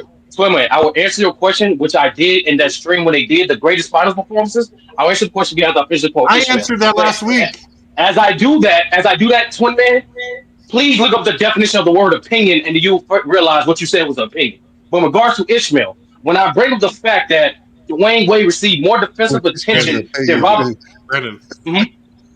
So when I say a fact that Dwayne Wade received defensive attention, B Lee, that's on film. You can see that every single fucking game that you see of Robert Parish, he's not seeing nowhere near the same defensive attention as No, Dwayne Wade. you never see all I these just games. said It's an film. opinion. Wait, No, wait. no. So you saying there was no? So no, wait. Okay. Are you saying there was no centers guarding Robert Parrish? What attention? Did I say They that? haven't put a center on Did I him. say that? Okay, so What did I say, Johnny? Hey, Johnny, what did I say? Wait. Are you saying he wasn't the focal point of his offense every time of his career? So that doesn't make you a better offensive player because somebody was better than him offensively? What does that have to do with Dwayne Wade? No, what did I say? What did I say? Can Dwayne Wade pass Robert Parrish at 23,000 points? No. So you can't be greater than Robert Parrish. The man got 23,000 points. Dwayne I heard Wade's that. close. We know that. We know that already. That's very close. That's not enough. He's not more efficient than the Robert Parrish. Just because you get more defensive attention, that doesn't make you a better scorer, though. What you mean? Wait. You really think there wasn't? You think that somebody said, "Oh, you know what? We're not going to worry about Robert Parrish today. We're just going to let Robert Parrish sit by the dunker spot, in which we all know Robert Parrish shot 54% for his career. You're just going to let Robert Parrish score whenever he wants because you're not going to give him no attention?" Did I say that? What attention are you giving Larry Bird? Whoever's sticking Larry Bird has to stop Larry Bird. There's no attention in that. The only person who's paying attention to Larry Bird is the small forward or the power forward who's guarding Larry Bird. That's it. Dwayne Wade got more attention. Wait. Dwayne Wade got more attention than all those guys in the 80s and 1900s because they played one-on-one basketball. Dwayne Wade didn't have to deal with that. Dwayne Wade had to deal with team defenses. Larry Bird never dealt with team defenses. It was one-on-one. The only person who was worried about Larry Bird was whoever was sticking Larry Bird. That's it. Nobody else. You know who was worrying about Robert Parrish? The guy who was sticking Robert Parrish. That's a dumb argument, Sturdy. But here's the thing I don't get. But once again, hey, Johnny, everything you just responded to was nothing I said. You literally said, I don't know, like I didn't ask you what did I say. You responded to everything I did not say. I never said Robert Parrish received no defensive attention. Please bring the clip of you saying that. I will send this fucking YouTube money. But my question to you: how can you determine the difference? You cannot determine the difference. Once again, hey Johnny, because I'm about to explain it, hey Johnny. Because as a basketball fan, I don't give a fuck about these players. I have no emotional connection to any fucking player. So when I watch the game, hey Johnny, I don't have an emotional attachment to Robert Parrish. I need you to answer how you know Robert Parrish is not getting the same attention Dwayne Wade gets, please. Because when you watch the games that are available, you can clearly see Dwayne Wade's getting more double to Robert Parrish. The defenses are paying more attention to Dwayne Wade in comparison to Robert Parrish. You can clearly see that on film. That's a fact. That's not an opinion. We can pull up any game. Wait. Is that because Dwayne Wade? Is that because Dwayne Wade just has the ball more? So you're saying because Dwayne Wade has the ball more?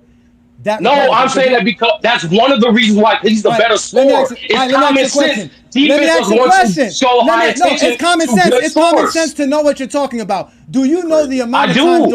Wait. Do you know the amount of times or percentages Dwayne Wade has been double teamed? The doubling percentage was not available for that time, hey Johnny. Again, Dwayne Wade's been playing when they've been tracking stats. Do you know how much Dwayne Wade has been double teamed? Once again, hold on. Did you say doubling percentage? Once again, I'm going to repeat your question to answer. Wait. Don't repeat my question. I'm going to repeat my question. Do you know I'm trying to repeat my answer. No. Do you know the amount of times Dwayne Wade drew enough attention to be double teamed in possessing the basketball? More than Robert Parrish. The film says that. Johnny, let me ask you a question. No, hold on, time out. Why is hold on, please, Travis, please, Travis, please, Travis. Why? Hold on. No, once again, I don't know why, because A. Johnny and B. Lee constantly roast GJ, quote unquote, Jordan sexuals for not watching film and not Zesty developing Jeffries. opinion. Can I finish? Not developing opinion based upon watching film. But when I come up here, a person who don't give a fuck about these players, there's no fan association to any of these fucking players that gives you opinion developed based upon what the film states. Now, because it's a disagreement, it's bullshit. Y'all need to just get this on a Friday night. You and the Johnny. Yeah, like you said earlier, you're like, can I ask just one question? Opinions. You're stating opinions too, so. No, Sturdy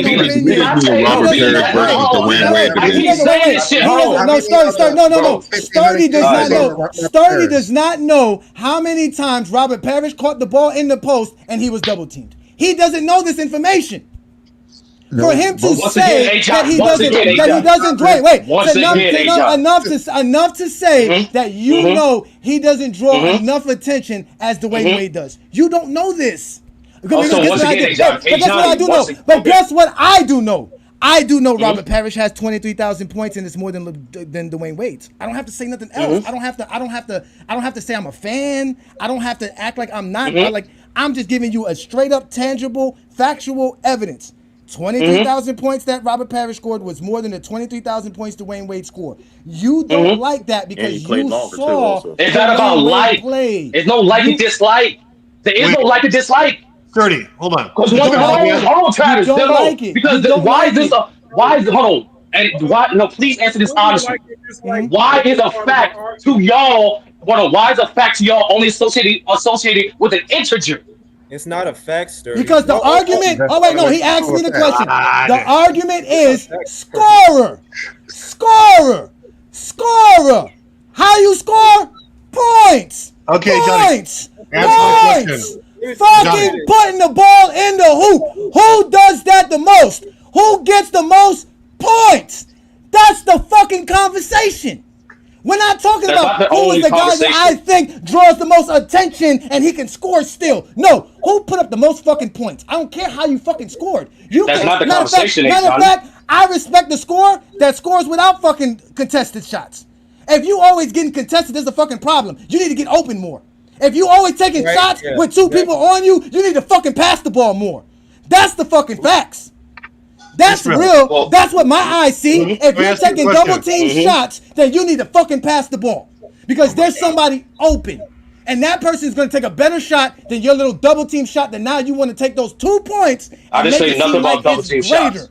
I didn't say nothing about double team shots. Sturdy, we're going to move off this. Sturdy, your argument is that if we study the film, we will see Dwayne Wade draw more defensive attention by getting more double teams, and it is more difficult for him to score. Am I correct by that? That's true. That's part of my argument, Johnny. My premise is, with regards to, is not the argument has never been who scored the most points.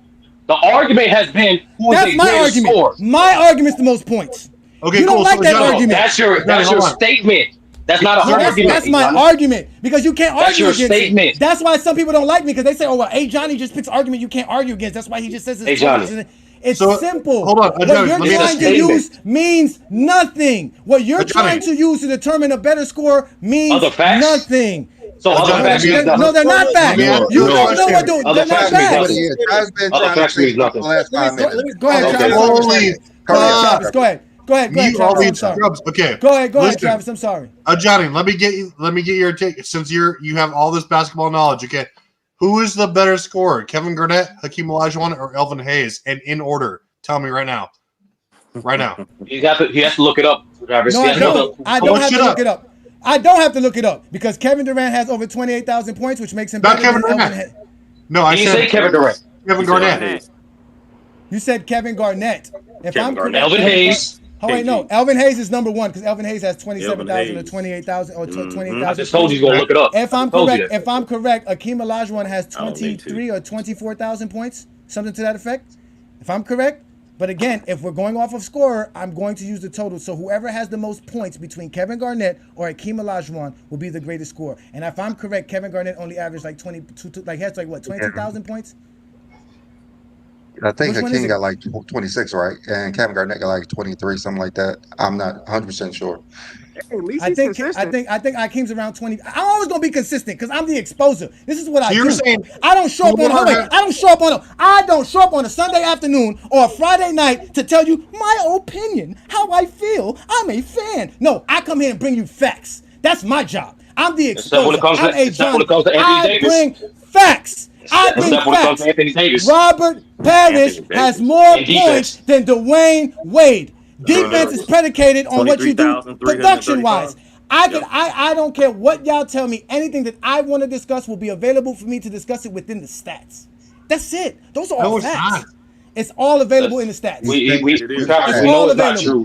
Travis, we know it's not true. It's just, why wouldn't he have we all know things that happen in sports that just don't happen in sports. Dwayne Wade had bad knees. So. The stupidest thing I've ever heard. Bad knees. You know who had bad knees? Dr. J had bad knees. Wilt Chamberlain had bad knees. There's a lot of NBA players with bad knees. I don't give a damn about your bad knees. Dwayne Wade played over 1,000 games in his career. He has enough to outscore Robert Parish if you think he's a greater scorer than Robert Parish. No. The only way you can argue against Ajani with the total points is, like I said, if you're using other metrics like total field goals made, total 3 points made. If you're using other metrics like that, he doesn't want to use all that. No, they want to use points. Let's use points per game. Dwayne Wade's better. Field goal percentage. Who shoots better? His regular season record is better. His percentage. 58. Again. Or you can split the regular season and playoffs. Okay. Field goal and his true shooting percentage. Like those are the only nuances that you can use to argue against Johnny's point. If you're not using those, stats, then it doesn't matter. Earlier, defense, none of the other shit matters. It's just a fact, bro. Like in sports, everything that's not tracked numerically don't mean it's not a fact. Hey Johnny, did I not compare earlier Adrian Dantley to Robert Parish, who is directly one above him? And you said he's better than Adrian Dantley, right? Even though Adrian Dantley clears him in every shooting metric, and Robert Parish played like 700 more games. How is Robert Parish a better scorer than Adrian Dantley? Tell me. He has more totals. He has more total points. Who has points, Robert Parish? So he don't care, bro. Travis, he's not going to care about points per game. Not gonna care about efficiency. Not gonna care about none of this shit. I care about points per game. You know why I care about points per game? Because guess how you got the points per game? By somebody's He shot 54 He averaged 3 points a game his final 3 seasons. Miss me with your clown take. Exactly. That's why the longevity don't matter. That's why you bringing up 1,600 games don't matter. Because if we go by what Robert Parish did for his career, he was averaging 16 points per game as a star player, as the third option, shooting 50-something% from the field. He was a solid guy. You went to him. He went to him in the post. Look how much he's saying his 16 points for that nearly decade is the same amount of about the same amount of production as Adrian Dantley's 25 points for nearly a decade. Right, because he averaged that even when he. So you're saying Adrian Dantley matched him for the better part of like 16 years, right? Adrian Dantley played 955 NBA games and scored 23,117 points. He is a couple of 100 points or just 200 points short of Robert Parish. Boo-hoo to Adrian Dantley. I don't care. He scored more than Robert Parish. You don't care that Adrian Dantley was better than every bench. Listen, he just said, bro. Only totals matter. There are less than 25 players in NBA. I'm sorry.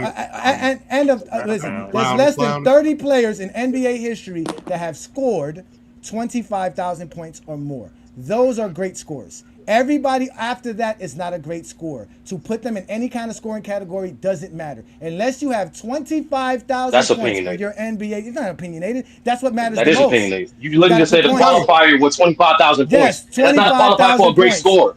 25,000 points not qualified for a great score. Yes, that does. Just because if a player scores 20,000 points in their career, don't mean they're not a great scorer, Johnny.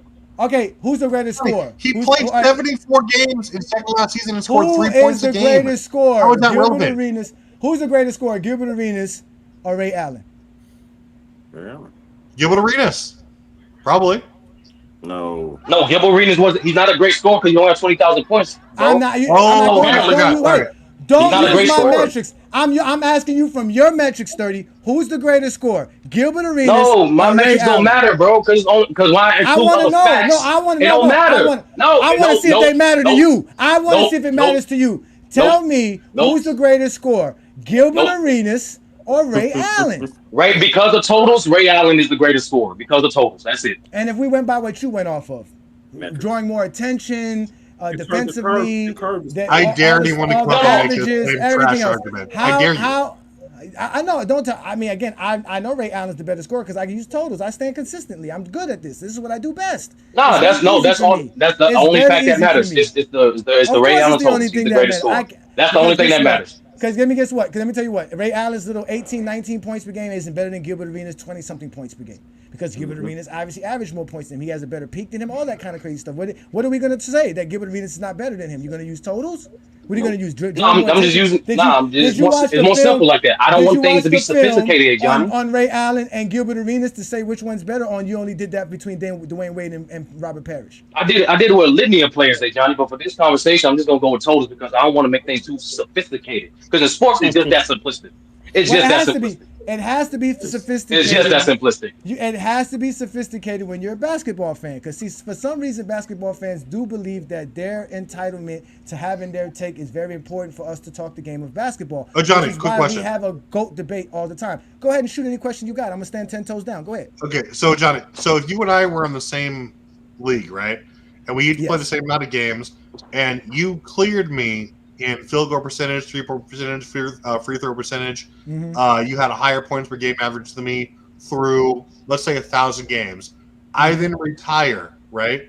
And then, I'm sorry, you retire, right? Since you beat me in all these things, you destroy me. I play for 8 more seasons, and I hit 1-3 a game coming off the bench. So I average 3 points a game for 80 games a season. Does that mean I'm the better and more effective scorer than you? Did you end up with more points after those 8 years? Yes, I ended up with more points, obviously. Oh, that makes you the greatest scorer, my friend. I told you I was 10 toes down. Y'all forget this.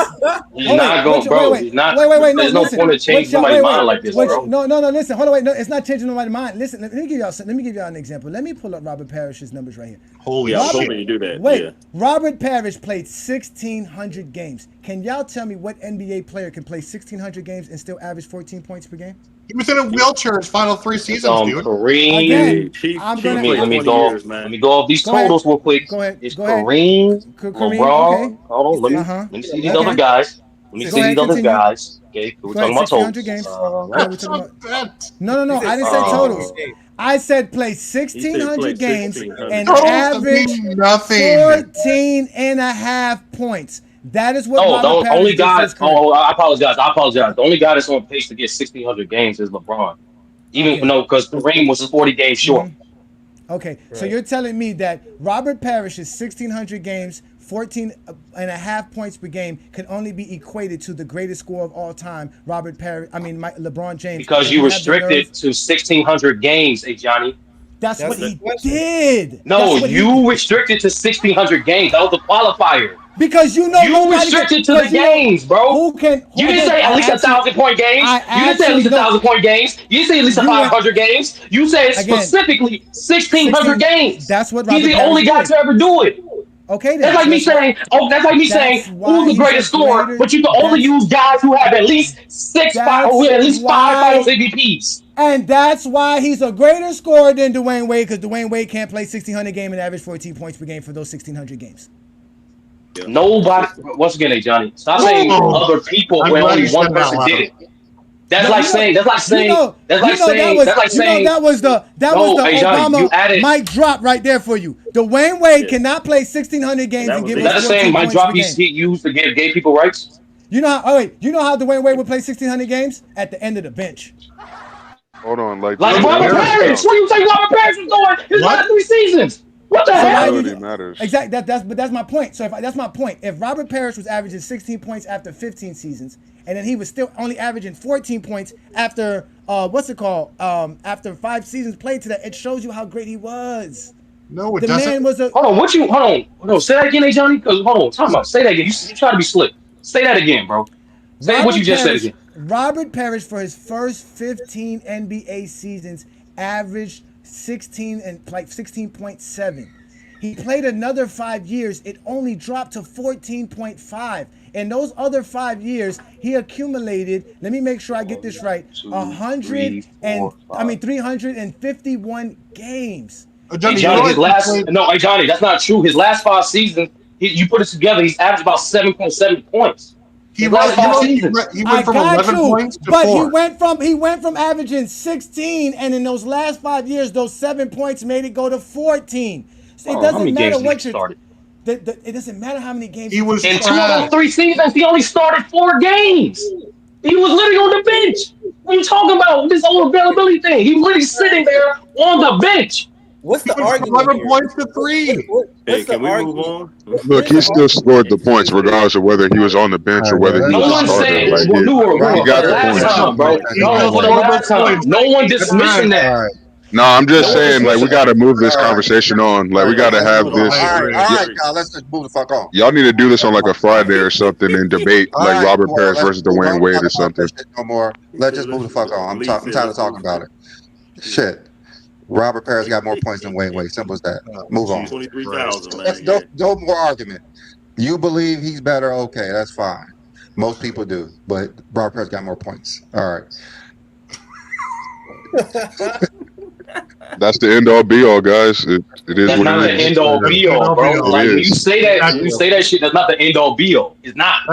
That's the thing. A casual thing. Can we move on, man? What is that? Like that? No, any 5-year-old, can go on the website and look up the bigger number and be like, this guy's better. Any 5-year-old can do that. Like the big book of pop-ups for casual. Real quick, B-Lee, put Travis, put T Perfect on the big screen, bro. He read his shit, bro. I read his shit. He red as fuck. He mad as fuck, bro. Hey, T Perfect. That takes that to me directly. Hey, T Perfect. Robert Parish has his field goal is higher and his win percentage is higher. Not that Adrian Dantley. It don't even matter.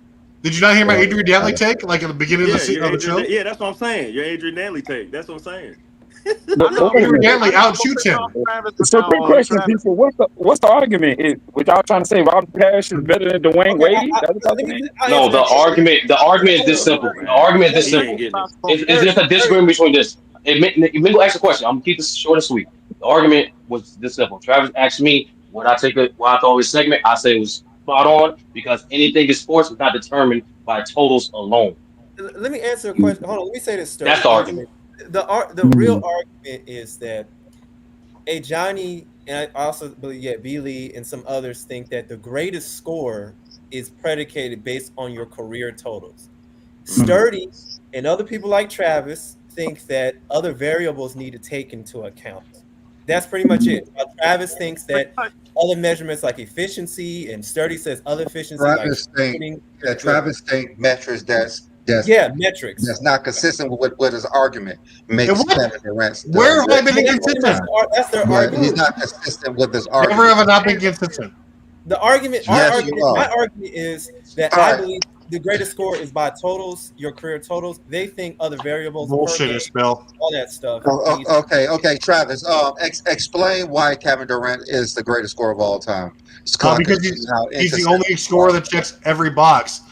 Because he was exceptional from mid-range. He's exceptional from three-point range. He's exceptional from free throw percentage. For a free throw percentage standpoint, he's great at the rim. He has extended longevity compared to anyone else except for LeBron James. He's played like 17 years. Nobody else will you find who checks every single box with volume considered as well than Kevin Durant. Larry Bird was the only one who was going to cross that threshold if he had taken like 5 or 6 more threes per game. Kevin Durant does that. Nobody else does that. That's why he's the most effective scorer of all time. Curry, you can bring him up, but he's not as good as Kevin Durant from mid-range or from creating his own shot or anything like that. Like that's why Kevin Durant is better. Creating his own shot. All right. First of all, that's a lie. Okay. Now, Travis, what is your top 5 players of all time? Then you're gonna see how your argument is not consistent. I know what you're gonna say. It's not. My top 5 players of all time is Jordan, LeBron, Kareem, Hakeem, and Duncan. Jordan, You said LeBron. those are your, I see your top 5 greatest scorers of all time. Greatest scores of all time? Yeah. I'd say it's Durant, LeBron, Mike. Who else did I have? Kareem, Wilt. Okay, so that argument you have for Kevin Durant, how are those players above Steph Curry? Because Steph Curry is those other four. Those are the four. Because yeah, those other 4. Mm-hmm. Because they either average more for a greater extended period of time, or they're better from the better at mid range or really close to the basket. Steph Curry is a top 10 greatest scorer of all time, but again, you can't say that he's okay. So the same metric you use to say Kevin Durant is better than Jordan, you would not use that same metric to use Steph Curry over Wilt. Is that what you're saying? Yeah, I would. You have to not over Wilt. So if you're being consistent, so Wilt averages more. Should not be up there. Wilt averages more points per game. He's more efficient than Curry by like a pretty wide margin overall. But not for free though. Right. He's definitely and free throw. You name 3 and 5 free throw. Kevin Durant is like the 4th highest. We're not talking about Kevin Durant. We talking about Wilt. And no, because one is part. One of the many things Travis just said is points per game, production, efficiency. That's one of his criteria. I don't care if you're efficiency, if you're averaging like 20 points per game. So Curry averages like 24 points per game. 27 in the playoffs. Just because he's efficient from 3 doesn't mean he's a better scorer than these guys. What about that playoff? But what about 3 and free throw? There's a cutoff for points per game now. So now you asked me about Kevin Durant, right? Kevin Durant is the only one of these players that check those boxes. Yeah. And Steph Curry. Who can Curry disagree with that? Can anyone disagree with that? Steph Curry should be right under that. That's what I'm saying. Steph Curry should be right under that.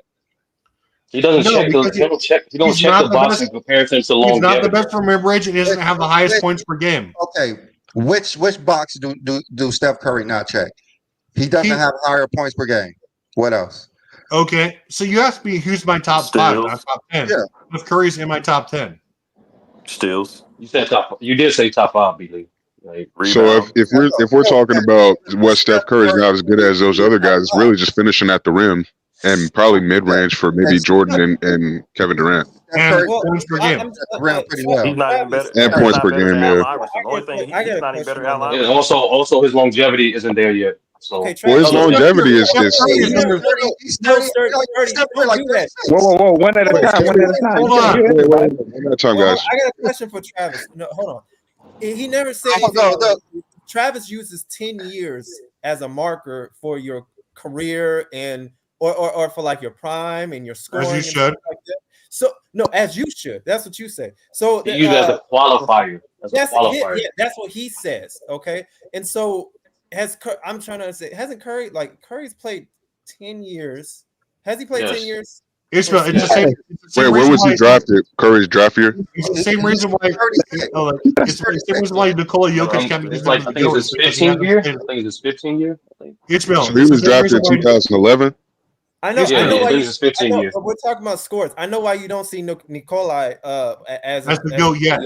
Because he hasn't played 10 years of elite basketball. Yeah, elite basketball. You can't just play 10 years in the league. Bro. So are you saying Curry has to have 10 years of elite scoring before he could be in your top 5? Yes, which he already has. No, he doesn't. He doesn't. He has 10 years. What 10 years Curry got? 2009. Okay. 2014. It's about to be 2014 and 2025. What is wrong with y'all? Yeah, that's what I'm saying. He didn't play 2020. No, what are y'all talking about? He didn't play 2020. No, he's saying that you have to have 10 years of elite scoring. He played 5 games in year 2020, bro. Yeah, but even if you count that, it's still 10 years. I don't count that for any player. I don't count Jordan's sophomore year because he played less than 15 games. I said even if you don't count. Listen, again, this is why I got to step in. 2014, 15, 16, 17, 18, 19, 21, 22, 23, 24. That's 10 years. It's over 10 years. Yeah, Between like 2014, 2014 between and 2014 and 2024 is 11 years. We take out 2015 was at least There scoring was season, talks that y'all. he didn't. I said 2014. No, no, I said 2015. That's at least scoring season, y'all. relative to his era, was it? Let me ask. Was it? I mean, that's what y'all do, right? Relative to your era. No. Let's Wait, see. he Let's won see. the Hold on. unanimous Hold on. MVP We in don't get to do that 2015. anymore. No, he We did don't get to not. do He that. did not win a unanimous MVP in 2015. MVPs had nothing to do with scoring. Oh, was that 2016? My bad. Yeah. Stephen Curry averaged 24 points in 2015, shooting 48.7% from the field and shooting from the 3-point line 44% from the free throw line. That's elite. What the fuck? Yeah, hold on. So he averaged 23.8, and I'm trying to see relative to that NBA what Ishmael just Okay, well, asked. relative to That's that still era. elite. Okay, let me say this. Relative to We, that we just era. we just got different standards of All elite. right. That's all. Steph That's Curry's all. last 11 years, he's averaged 27 points per game. Hold on. His I'm last answering- 11 hold on. years, 27 Hold on. points per game. Relative to So that era. how is he not elite Stephen scorer? Curry- What? hold on. His last No, he 11 hasn't. years, Steph Curry averaged 27 points per game. How is that not elite scoring? Oh, you put it together, not year by year like LeBron. I get it. I get it. You put it together. I get it. 2015. Year by year for LeBron is 27, 7, and 7. Doesn't matter what we do with LeBron. Yeah, no, but that's the point. LeBron actually no, but that's the point. Hey, Johnny. Hey, LeBron actually had consecutive years of 25 at least. That's not the case for Curry. That's not what he's doing. Hold on. We're talking about Travis's criteria, God's sake. I'm just saying what Travis said. Travis said Steph Curry has not been an elite scorer for 10 years. His last 11 years, he has averaged 27 points per game. No, How is that not listen. elite scoring? That's all I'm saying. What you Yeah, you put it said. together. Also, No, when you- in 2015. 2013-14 season until last season is 27 Brett, points per when game. you went, when you Okay, but originally asked me, I want to say in 2015 he was number 6 all time in what scoring. you originally asked me, Brandon, was how was Who's got Durant 26 all time in scoring? By using the same metrics as you're using, by using the same metrics as you're using, that's why I'm saying you have to be consistent. Because when I go to Johnny, he's consistent with every damn thing he says about the totals. But you had all these Except for Anthony Davis. Kevin Durant is why Kevin Durant is the greatest. No, I didn't. Anthony Davis has 17,000 points. You can't bring up nothing about Anthony No, Davis. no, hey Johnny, your criteria, your take on Anthony Davis is nothing consistent. Nothing consistent. Okay, that's fine, but we're talking about Travis right No, now. Brandon, I said he checks in rocks. Stephen Curry is like the best 3-point shooter and free throw shooter. He doesn't have the highest points per game or over any one of my top 5. Efficiency as well, because that's what you put for Kevin Durant. He's more efficient than players in your top 10, your top 5. From all 3 levels, yes. Okay. I don't know about all 3, but I get what you're saying. You asked me why he's the GOAT, not why he's like better than so and so. Okay, and then I have my other top 4. Why is Curry in your not basically? Why is Curry not in your top 5 from the fact? I'm just saying the metrics you're using to put Kevin Durant on top of everybody. Steph Curry should be number 2 with the same metrics. That's all I'm saying. And you say he's not because his points per game is not high enough. That's what you said. Like it, but B. Even with Travis' criteria, right? You apply that same criteria to LeBron. He washes Steph Curry by that criteria. He would not be number 2. Same thing for Jordan. Same thing for Kobe. Like even go by his criteria, Steph Curry would not be ranked. He would not be in the top 5 by Travis' criteria. It's about waiting Steph Curry here. would be number 2. He's more efficient than Michael Jordan and Kobe. And LeBron. It comes down to about how you weight these metrics here, Brandon. His 3-point percentage is better. He's been elite scorer for 10 years, like you said. Everyone I mentioned, like LeBron, Mike, and Will, have more points per game than Steph Curry, and they're more efficient overall than Steph Curry. They're not more efficient than Steph Curry. Yes, we are. Field goal percentage, period, is the only thing that matters when it comes to scoring the basket. If you want to talk about true shooting percentage, then yes, Curry and Durant are up there. Wait, Travis, wait for 1 second. Okay, oh my God. Do you believe that goes back to my argument? And efficiency is the same thing? I'm just asking Sturdy this. It's not the same. That's why, Travis, just stick with your arguments, bro. Don't try to improvise. Just stick by the script. Just stick to the script. End of the day. Lecture about it. He gave us a whole lecture about it. End of the day. Yes. How many shots you take as as equivalent to how many points you score. I don't care about how many threes you're taking. Yes, if it equates to a better percentage, and you're scoring more points, then yes, that matters. True shooting percentage matters, sure. But again, how many points you score as opposed to how many shots you take. That's what I care about at the end of the day. Who doesn't care about that? That's why you can't say that like someone like Shaq during his prime years wasn't a more effective scorer than Steph Curry. Like, come on now. He's going to score more points on better frequency. No, see, I don't have Travis, any that's not true, Travis. what you're saying. That is true. Kevin Durant is the greatest scorer. Like I told you, I don't have no argument with it. Just be consistent throughout the top five. That's all I'm saying. There you go. And you're not. I am consistent. How is that not consistent? Okay. Yeah, but that's what I'm saying. If you go by that criteria, Steph Curry, by Travis criteria, he not be number two. He didn't got that's what I'm saying. I got a question. Why would he be number two? He checks more boxes than everyone else. Okay, he doesn't check more boxes than LeBron. Travis's top five scorers. We pay homage to Travis's top five scorers. As we are now doing a funeral service for candle burning. That's wild. Top five scores of I all want to see time. everyone else's top five scores. Let's go. It lasted as long as 2 episodes He's doing of the the seance. Kingdom show. And as you can see, it was a dear part of Travis's life, but he has to let go now. He must let it go. It's not consistent. Rest in peace. It's not. It's not okay. Okay. No, Travis. Travis. It is consistent. Just make a visual so they can see the boxes. I'm going to like 2 or 3 boxes. Have this visual of it going down 6 feet. It's going down 6 feet. It goes down 6 feet. Travis, so what city out to years the are top you using five. for LeBron James Travis. in this 10-year gap? Like, what years are you using? What do you mean? Like, okay, no, he's just saying the qualifier. It's not just 10 years, Ishmael. He's saying a qualifier. It's like the minimum. I a minimum. that, but what years? Okay, so I'm trying to. So you don't select any years out of their like careers. No, I know. So it's he's saying go ahead, John. So basically, it goes. You have to like as far as any player. Okay. Oh, no, hold on. How do you know who has a higher per game average? Then because it's not about career, it's about because minimum research, Ismail. Is he talking about Ishmael. For career points per average, for a minimum for to qualify for all-time records, you have to play at least 400 career games. Dude, so what Travis is saying? Travis is saying you have to qualify for the list. You need at least 10 years. I'm asking Travis, please, respectfully. Okay. I'm asking Travis. Okay. Like, I don't know why you answering for everybody. Travis, I thought it was simple. What Travis said. I don't know what no, I'm not talking about that. That's all right, Sturdy. I appreciate it. I'll answer this. Okay. Like, hold on, Travis.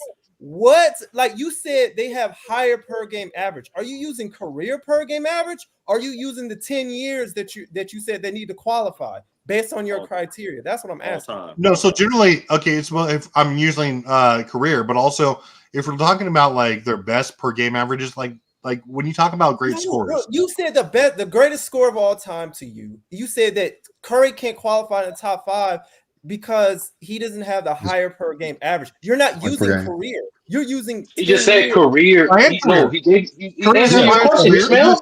He said career and something else. He's about to get the second. You got to get that second thing. Okay, Israel. Let me because if we use Steph Curry's last 11 years, he averaged 27. Durant averaged 27.8.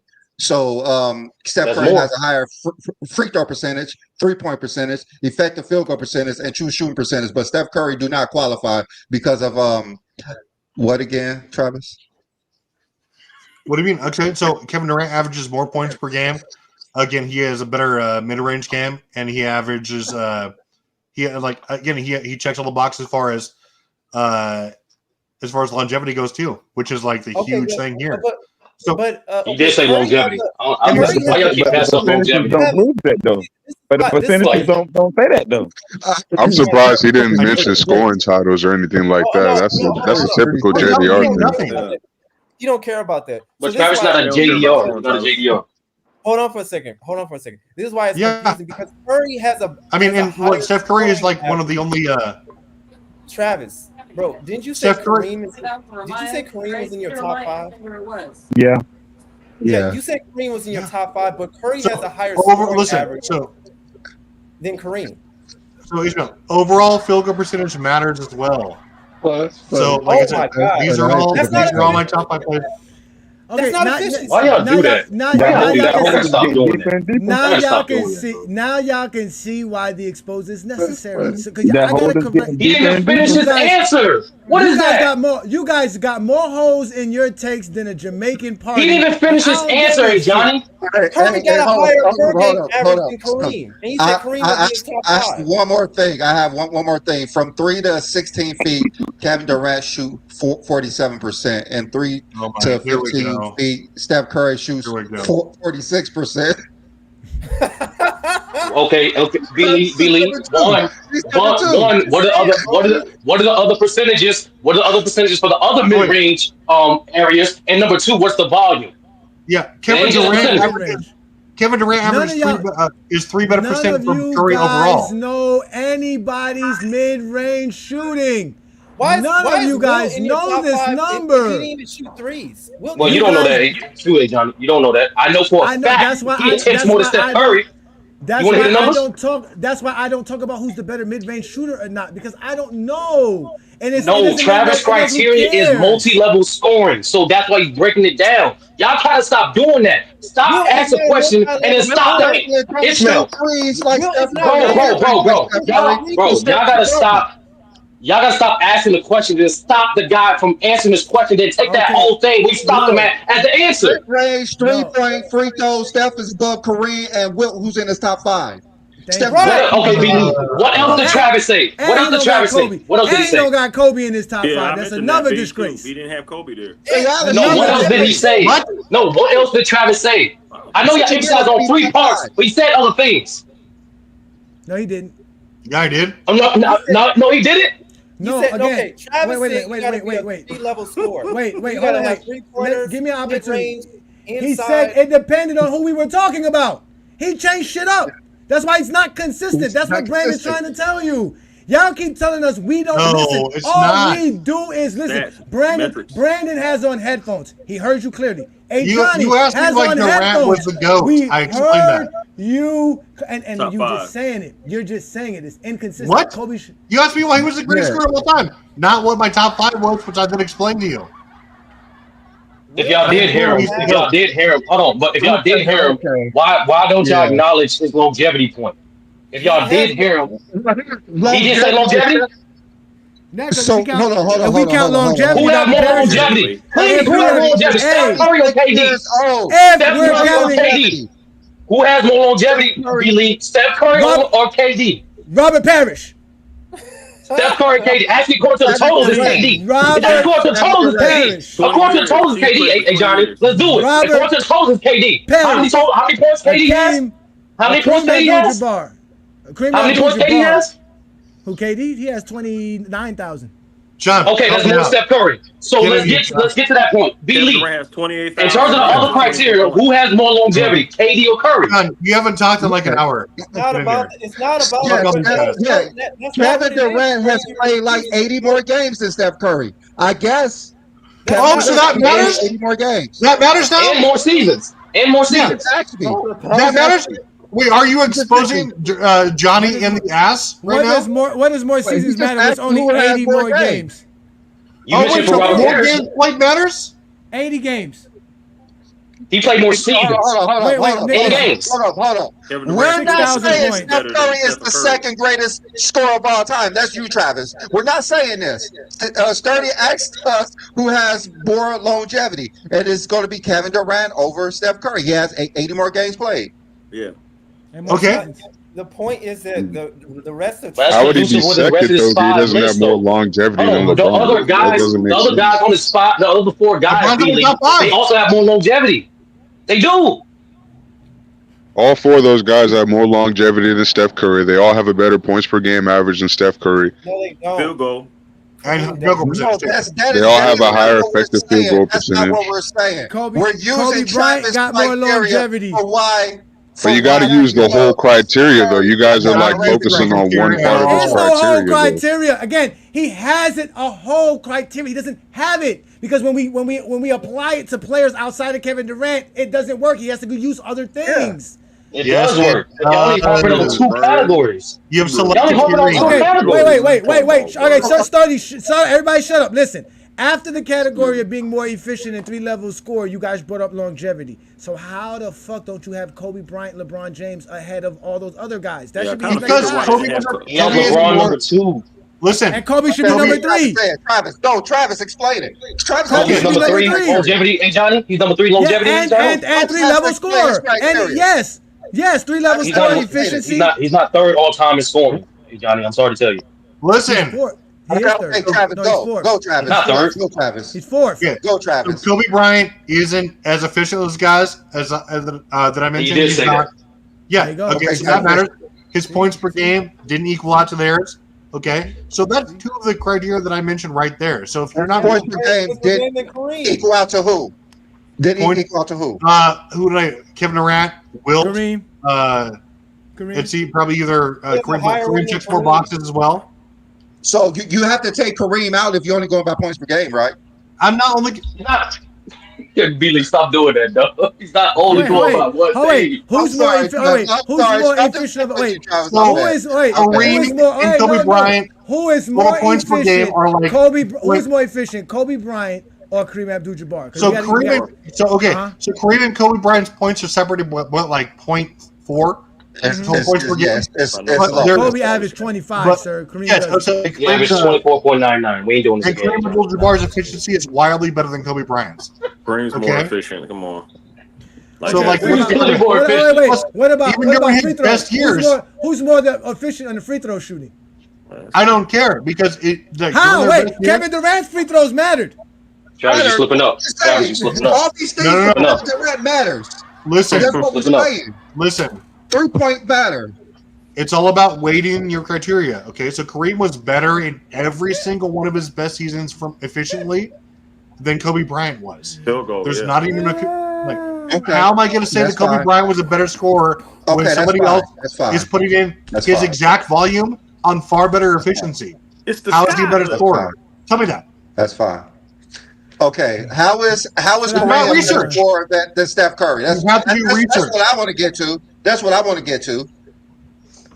No, we're gonna get up out of here because we killing Travis. Travis is taking a beating. No, wait. We about to get up out of here as soon as he answered why Kareem checks more boxes than Steph Curry. As soon as he answered that, and then we can get out of here. Travis, before you answer, bro, listen. All you got to do to answer this question properly is just say your whole criteria. Hold on, Billy. That's 30. No, that's 30. Save him. Throw him a life jacket, 30. Throw him the life jacket, 30. Billy, come on. Throw him the life jacket, 30. Throw him the life jacket. He got it. Travis, grab the life jacket. There's nothing to say that Steph Curry won't be. This is like what your criteria is like, or what you have like your problem is. You think that he should be a top 5. I have him like top 10, and I can reevaluate. But you're saying that Kareem, somebody who's played 15 seasons, again and his career isn't even over yet. Again, he's better than someone who will absolutely end up higher top 10 or higher points per game and efficiency. I agree with overall. that. Yeah, I guarantee perfect on that. So Kareem will end up with a higher efficiency overall, period, and higher points per game, period, than Steph Curry. Bank on it. Okay? No. So once Curry's career is over, we can talk about if he is a better scorer overall. And he's doing it on fewer shots per game.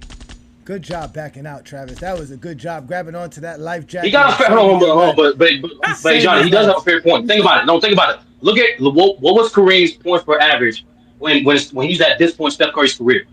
That's what Travis is alluding to. It's higher. Yeah, bro. He literally just said that. Oh man. All right, let's let Mac Dev get in, and we're gonna everybody. Okay. Travis. Steph Curry averaged more points on fewer shot attempts than Kareem Abdul-Jabbar. Man, let me do this. Nobody's more efficient than Steph Curry as you're comparing like 21 seasons to like 50 right now, dude. It's disingenuous. That's what I'm saying. They being disingenuous. No, hold on. We not disingenuous. I mean, what? You can't. But if you go for longevity, because he has 20 seasons, but all of a sudden if he averages more, then the longevity don't count. You can't have it both ways. Why are you talking about? Longevity counts, and I said that. 15 seasons. That's a lot of seasons. Why are you measuring Kevin Durant's efficiency to LeBron when LeBron No, it's played crazy. They actually average the same. games? I mean, B. Lee. What are you For the talking about, first Ismail? 15. Bro, You put Kareem's first like, you 15. can't, He averaged the like, same. it's all over. Okay, listen. We use his whole career. You got a player. You got LeBron James who played 500 more games than Kevin Durant, and then you use that same argument for you don't care about that fact over with LeBron James and Kevin Durant. But when it came to argument with Stephen Curry and Kareem, you said that Kareem played these many more games than Stephen Curry. No, so here's the thing is because Kevin Durant will retire with, again, bar none, a higher mid-range percentage, a higher free throw percentage, and a higher three-point percentage than LeBron James, guaranteed. Right. Guaranteed. Right. He's a better shooter and a better scorer than LeBron James all around. I may have 10,000 more points. Who knows? I don't know. Damn, I tried to help out Travis. He smokes LeBron James. I agree with his I agree with his top 5 scores. Like it's just his criteria is not matching up to what his top 5 is. They exposing him on We it, don't bro. have a problem with it. He just has to be if you're saying Kevin Durant's the greatest because of this, you have to be consistent with everybody. That's all I'm saying. It's not. That's not what you didn't hear what I said. You basically got to be a Johnny, but only I can be a Johnny. Go ahead, Matt. Go ahead and let's have. I just want to know, because I know you're about to get out of here. I just want to know what, based on the topic of the show, each one of y'all, who is the top 5 most clutch players all time in order? Like, what did y'all have as top 5? Or did y'all even get that far? We just can't have top 5. We just explained why LeBron's a GOAT. Well, all right. Well, let's do this, Max. Since you just joined the show, I don't know if you got a chance to watch the graph. These are the most clutch time points made in NBA history. As far as clutch shots, I'm sorry. So I know you can't see Kevin Garnett and Chris Paul, but they shoot like 44% from these moments. It depends on how you value it. Do you value somebody scoring, their efficiency? Because again, LeBron James and Kobe Bryant have the most clutch points in NBA history. So.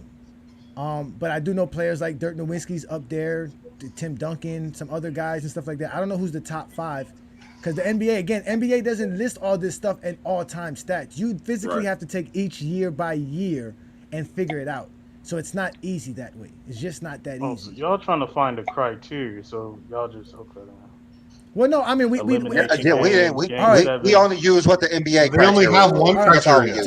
We only use the NBA criteria. Yeah, let me give you this. We just asked it in the chat. We have over 100 votes, right? So if you're in the GOAT James Kingdom chat here for the show, we asked, what is more clutch?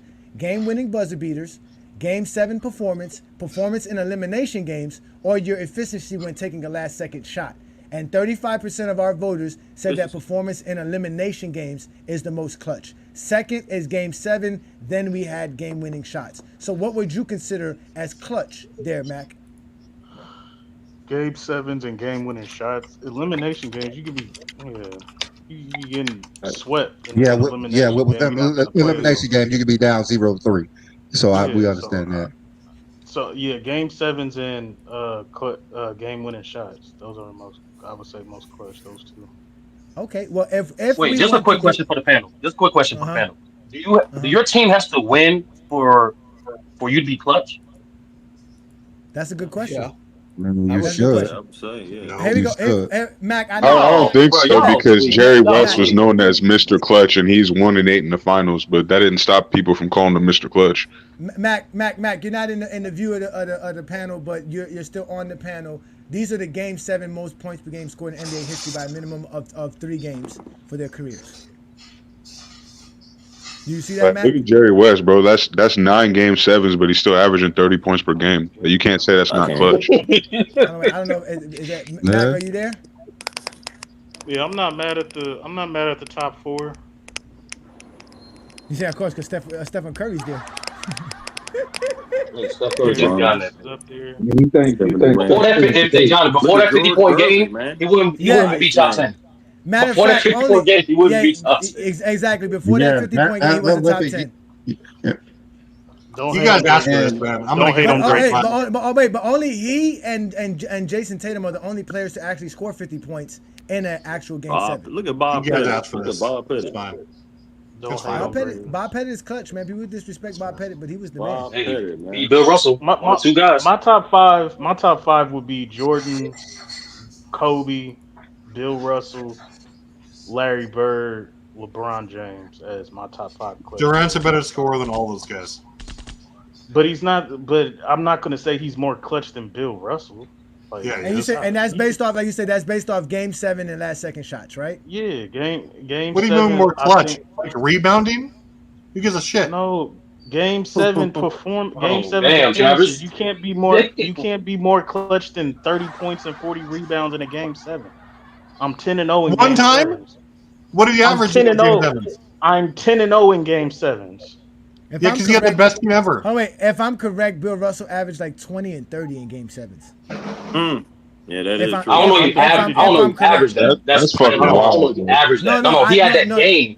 I don't know. He averaged. No, I don't know. He know. averaged. No, I 20 think points if I'm in correct, game I think in the 10 or 11 Game 7s, he does average could at look least it up. 20. No, let me points. ask. I'm just looking I mean, up. we can look it up. But I know he got. I know he got at least 25. I know he got at least 25 rebounds. But we're gonna move down the line. We're gonna move down the line. So we're gonna let Mingo Jester in right quick.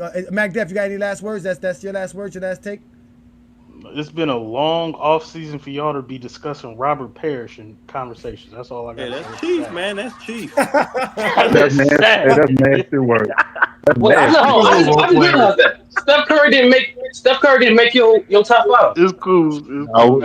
We need a Friday night exposure on that Robert Parish versus D Wade. got carried That's like what four happened. rings. Don't That's worry. not a conversation. Wait, I That's got not a something for y'all. conversation. The next Friday night exposure, episode 62, next Friday will be about mid-range shooting because I'm tired of people bringing up Let's mid-range go. shooting and don't know nothing about no players There we mid-range go. shooting. You already we're did about that, to- Johnny. No. We did Michael Jordan and LeBron, but we're gonna broaden it because it's not just about Michael Jordan, LeBron, and Kobe Bryant and Kevin Durant and Stephen Curry. We have You to want find Kevin out. Durant smoke. Now, I already told you, I did my research. It is 39.9% in the NBA history for mid-range, and that's only from He 1997 probably gonna talk about on. Kawhi Leonard. So if we DeMar go DeRozan. before that, if we go before 1997, you know it's going to be lower than 39.9%. But that's yeah. what it is by the actual numbers. But we're going to see how much players actually shot above that, because that means if you shot 40%, you were considered good. Kevin Durant's 'Cause like that's at 43, dude.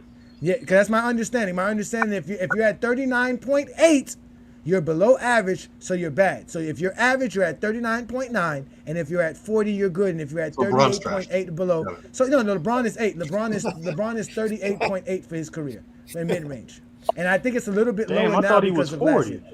No. LeBron always been inconsistent mid-range. LeBron garbage. Yeah, no, he had a couple of good years, but he's had some bad years. But his overall I would career, think the it's last Ray time, Allen.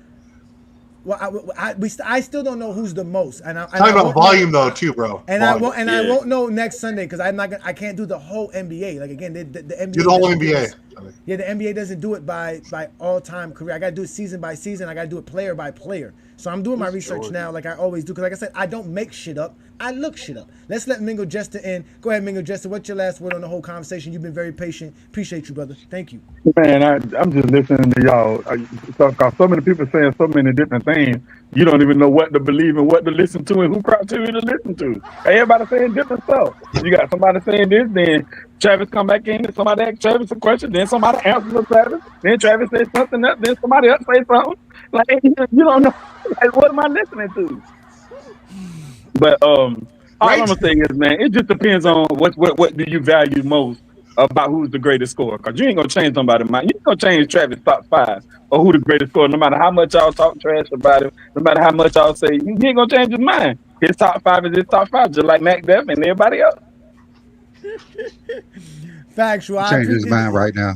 He definitely changed his mind. He gonna have to. Yeah, he gonna have to. Trust me, your You're conscience gonna have hit to you. with that inconsistent formula you got. But Very shout out to inconsistent. you, Mingo Jester. Mingo Jester's not used to this. Mingo Jester goes to Cricket TV. He goes to Michael Jordan fans of the worst Cricket is page. insane, by the way. They don't have a broad spectrum of understanding the game of basketball. Like he said, that everybody has the same tech over there. Everybody says the same thing. Everybody believes the same nonsense. They don't even really argue. They just sit there and agree and jerk each other off like some true zesty Jeffries. Hey, whoa, But wait a here- minute now. Whoa. Yo, what Ain't is nobody up with the jerking nobody internet off in this now. goddamn Ain't nobody rhetoric, doing all yo? that. That's crazy. Wait a minute now. Ain't nobody doing all that. He's trying to Right, you gotta right. leave that way said. I'm not saying you, Mingo Jester, but you know what You I'm have talking no about when you freak-offs go in there. when you go over there. There's only one logic. There's only one criteria. There's only one thing. There's only one take. If you don't agree with it, you're going to get bullied. Nobody allows anybody to truly have their own thoughts. And here go, James Kingdom, we let you speak. But like we say, you have to stand 10 toes down here. You have I to get be it. consistent. That's all. We appreciate all basketball fans. You know what I'm saying? Like you see, we don't hate on nobody. We just gave Robert Parish praise today. That shows you how we love the game of basketball. We would say Robert Parish is better than Dwayne Wade scoring wise. But at the end of the day, that's what GOAT James Kingdom is about, bro. That's why we did this. But that part of the show lost ratings right there. That part of the show lost ratings. It kind of did. We did lose a lot of followers. Thank you for Sturdy for that. Sturdy started. No, that's your fault, bro. Y'all use an example as an argument, bro. Y'all, whatever. No, we use stats. We use stats as an argument. Let's let New World get in here. Go ahead, New World. Finish it up with your last take, brother, please. Great show, man. Y'all was violating Travis though, man. Like, not too much on my man's with his criteria, but great show as always. If I gotta pair anything back, it's just the fact that you guys did the list properly when it comes to calculating who were the most clutch players of all time. I actually had no idea that Westbrook was as high as he was, because that motherfucker. Like, I don't know. Like, I just have like a weird conception with him after his Lakers stint. And I never really liked him in OKC either. So, seeing him up there was really surprising to me. You learn something new every day. And it was just a great show. I'm going to watch this back again when I'm at work later. No doubt, no doubt. Thank you, New World. Again, listen, we don't make stuff up, man. We go look it up. And if you go look at it, Westbrook is top 10 in most field goals made in clutch time moments in NBA history. Now, they'll say, well, he only shoots 40%, but they won't argue Kobe Bryant's 39.5%, right? So again, if the numbers don't suit well for some people, they get upset and they try to throw it in the trash. But we can understand the numbers here. So shout out to you, New World. Thank you for that, man. Twin Man, what you got for us? Any last words, brother, please? I just want to say Kobe Bryant is not a top 10 player all time. Let's get that out of the way. So the conversation today was about who's the most clutch. Like I said in the beginning, my very first comment was, I don't even understand how this is even a conversation or a debate anymore. It shouldn't be. We know what it is. We know what the numbers are. And it doesn't matter what definition of clutch you try to use. LeBron James is going to be in that conversation. If not one, he's going to be top 2 or 3, hands down. Unless you're just a JDR or Zesty Jeffrey and you just know you're a hater.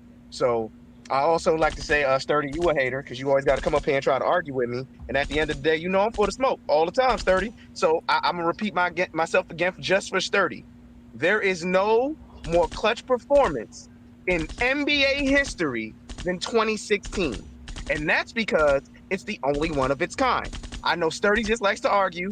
Sturdy thinks he's making everybody's takes more sturdy, but Sturdy's just being a hater in this instant. Because we're talking about everything and every form of definition you have for clutch. That performance in 2016 fits the mold, offensively and defensively. And also being able to take your ego out of the way to allow the mismatch to happen, so Kyrie Irving can have a big shot at the end of that series. So again, the most clutch performance in NBA history, hands down, is 2016, that Cavaliers championship. Sturdy, you a hater, but you're still my boy though. Go ahead, Sturdy. You get a chance to respond and get your last take, brother. The typical memes. John Stockton not top 5 point guard. Jerry West is a point guard. Do not let these old heads lie to you. He literally played 11 seasons as a point guard. What the hell is he? A power forward then? He's definitely a point guard.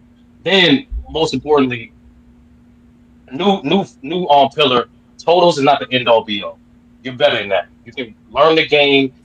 Sports isn't just about the totals, also about the tactics as well. Also about No, Sturdy, I know, bro. I was just saying that to end the argument because Ajani was just stuck on the totals. So I was just saying that to end the argument. You already know my takes, bro. You already know.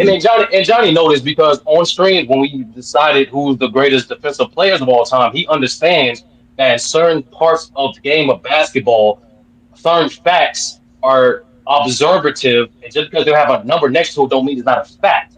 But nevertheless, regardless of your criteria, regardless of the conversation, do your own research and formulate your own opinion and be consistent with it. Regardless of what type of fan you are, where you from, don't matter. That's the common thing. Don't just speak out of your ass. Last thing too, reading is fundamental. It is fundamental. And to Twin Man, I'll pose this question to you instead. If LeBron has the highest, if you think that's the highest plus performance in NBA history, what is the second? What is the third? And once you LeBron figure that James. out, that's the point. Because Long clutch, like we James. while we just acknowledge clutch isn't just one aspect, and All clutch right. isn't just what you do in the last part of the games either. It's 30. I'll answer that. I mean, Twinman, I'll answer that for you. The top 5 most clutch players in NBA history are LeBron James, LeBron James, LeBron James, LeBron.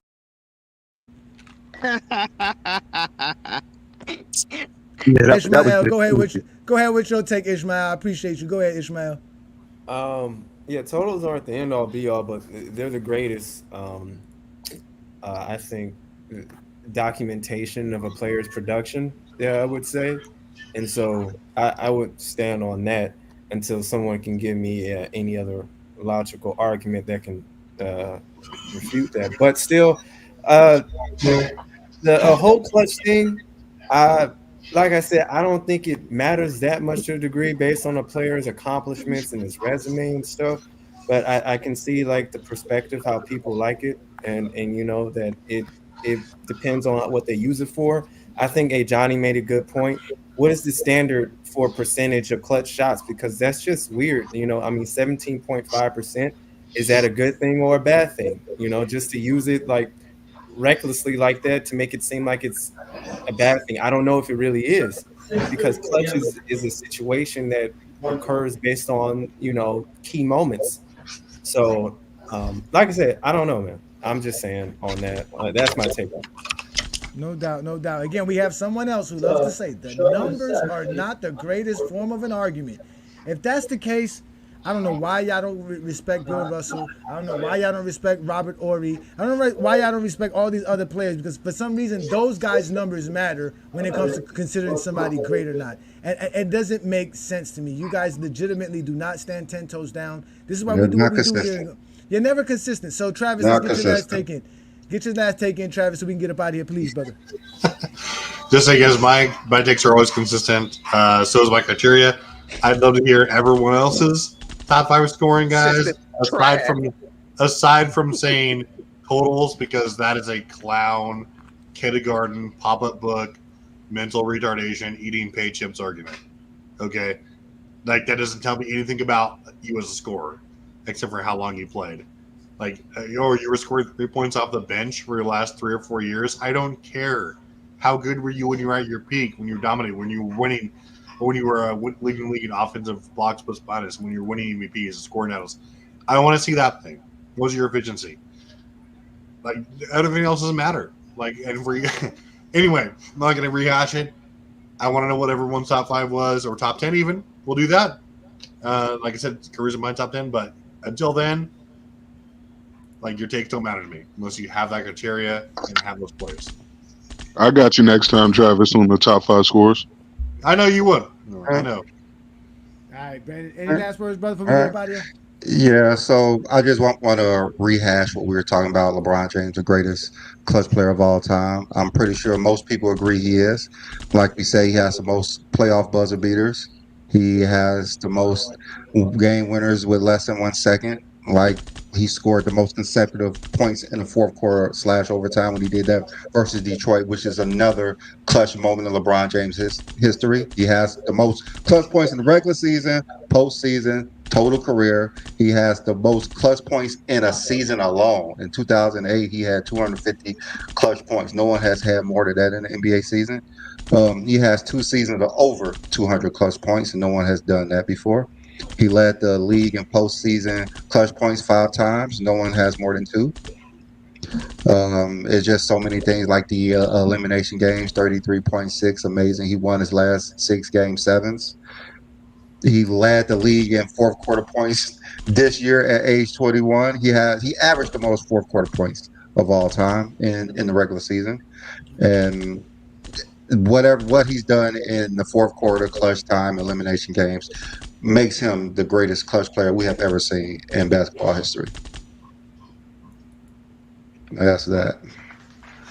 Indeed. Listen, man. Listen, y'all. Listen, first off, I want to say for everybody here, thank you guys for joining us. Thank you, Mingle Jester. Thank you, New World. Obviously, thank you, Sturdy and Twin Man, and all our GOAT James Kingdom members, Ishmael, T Perfect. Shout out to you as well. Shout out to everybody who showed up on the panel, Preach, all of you guys. Thank you again, Gilbert Arenas, for sharing our live on your platform as well, because we did reach about 1,100 folks watching the show today, which was great. Shout out to Lamont and everybody on the FYF Sports Debate platform for allowing us to show up on that platform as well. Ladies and gentlemen, we are the GOAT James Kingdom Show. I'm Ajani the Exposer. My partner is B. Lee, the sports analyst. We go live every Sunday noon to talk about the GOAT conversation. All we do is talk basketball, and we talk the game like none other. We actually use the stats, accolades, and achievements to help us understand why somebody is great. All this other nonsense that people like to say and all the different terminologies that people use as clutch. Clutch is an informal word. There is no informal definition. There's no formal definition for the word clutch when we're talking about it the way we're talking about it in the game of basketball. But the way it is described, clutch, again, is denoting or occurring in a critical situation in which the outcome of a game or competition is at stake. Or for a player or action achieving or categorized by success at a critical moment in a game or competition. So at the end of the day, LeBron James is one of the most clutch players of all time. If not, he is the most clutch player in NBA history, because if we go off of what the NBA has as clutch stats, then you are not going to argue with LeBron James hitting the most clutch field goals made in NBA history. He has the most points in clutch time stats. He also has the most playoff clutch time points in NBA history. And as you can see here from the top 10 guys who made the most field goals within the NBA clutch time moments, LeBron James also has the best field goal percentage. This doesn't count LeBron James making the passes. This doesn't count LeBron James blocking somebody's shot. This doesn't count LeBron James making a steal or doing all the other stuff that accounts for what you do in the clutch. This is just him scoring. As we always tell you guys here in GOAT James Kingdom, we use stats, accolades, and achievements to show why somebody's the greatest scorer of all time, or why somebody's the greatest of anything of all time. So as far as being the most clutch of all time, it's obvious, it's without a doubt, it is LeBron James. He is the greatest player to ever play the game. Ladies and gentlemen, we are going to get up out of here. You guys make sure to check us out every Sunday. We go live noon Eastern time, right here on the GOAT James Kingdom platform. We're also going to be going live on FYF every Sunday as well. So you guys make sure to subscribe to the channel, hit that like button, hit the ring notification, let people know that you are part of the GOAT James Kingdom membership if you are a GOAT James Kingdom member. If you are a GOAT James Kingdom member, hit us up. It's GoatJamesKingdomShow@gmail.com or GoatJamesKingdom@gmail.com. Become a member of the channel where we take care of all of our members. We got special perks depending on what you are as a member. We have different tiers for our members. Shout out to everybody who is a member and a subscriber to the channel. But like we told you here in GOAT James Kingdom, we don't play. Next Friday, I do what I do best. I get one-on-ones. And it looks like me and Sturdy are going to need a one-on-one about Robert Parish and Dwayne Wade. But we're going to have some fun next Friday. So y'all make sure to check us out next Friday. But again, ladies and gentlemen, this is the GOAT James Kingdom platform. We are the GOAT James Kingdom show. I'm Ajani the Exposer. We're going to get up out of here. You guys enjoy your Sunday afternoon. Peace and blessings. If you're a basketball fan and you're tired of basketball shows that talk about fake narratives and using non-basketball terms like killer instinct, playoff translation, gravity, come to GOAT James Kingdom.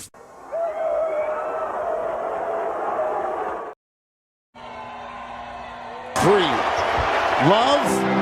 LeBron. And got it! Banks it in! Jaw-dropping fadeaway out of bounds using glass, and he ties it at 120.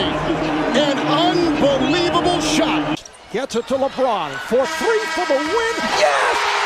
LeBron James at the buzzer as the Cavaliers have pulled it out to tie the series.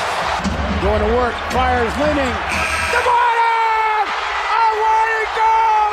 Walked off, playoff winner! 3 seconds to go.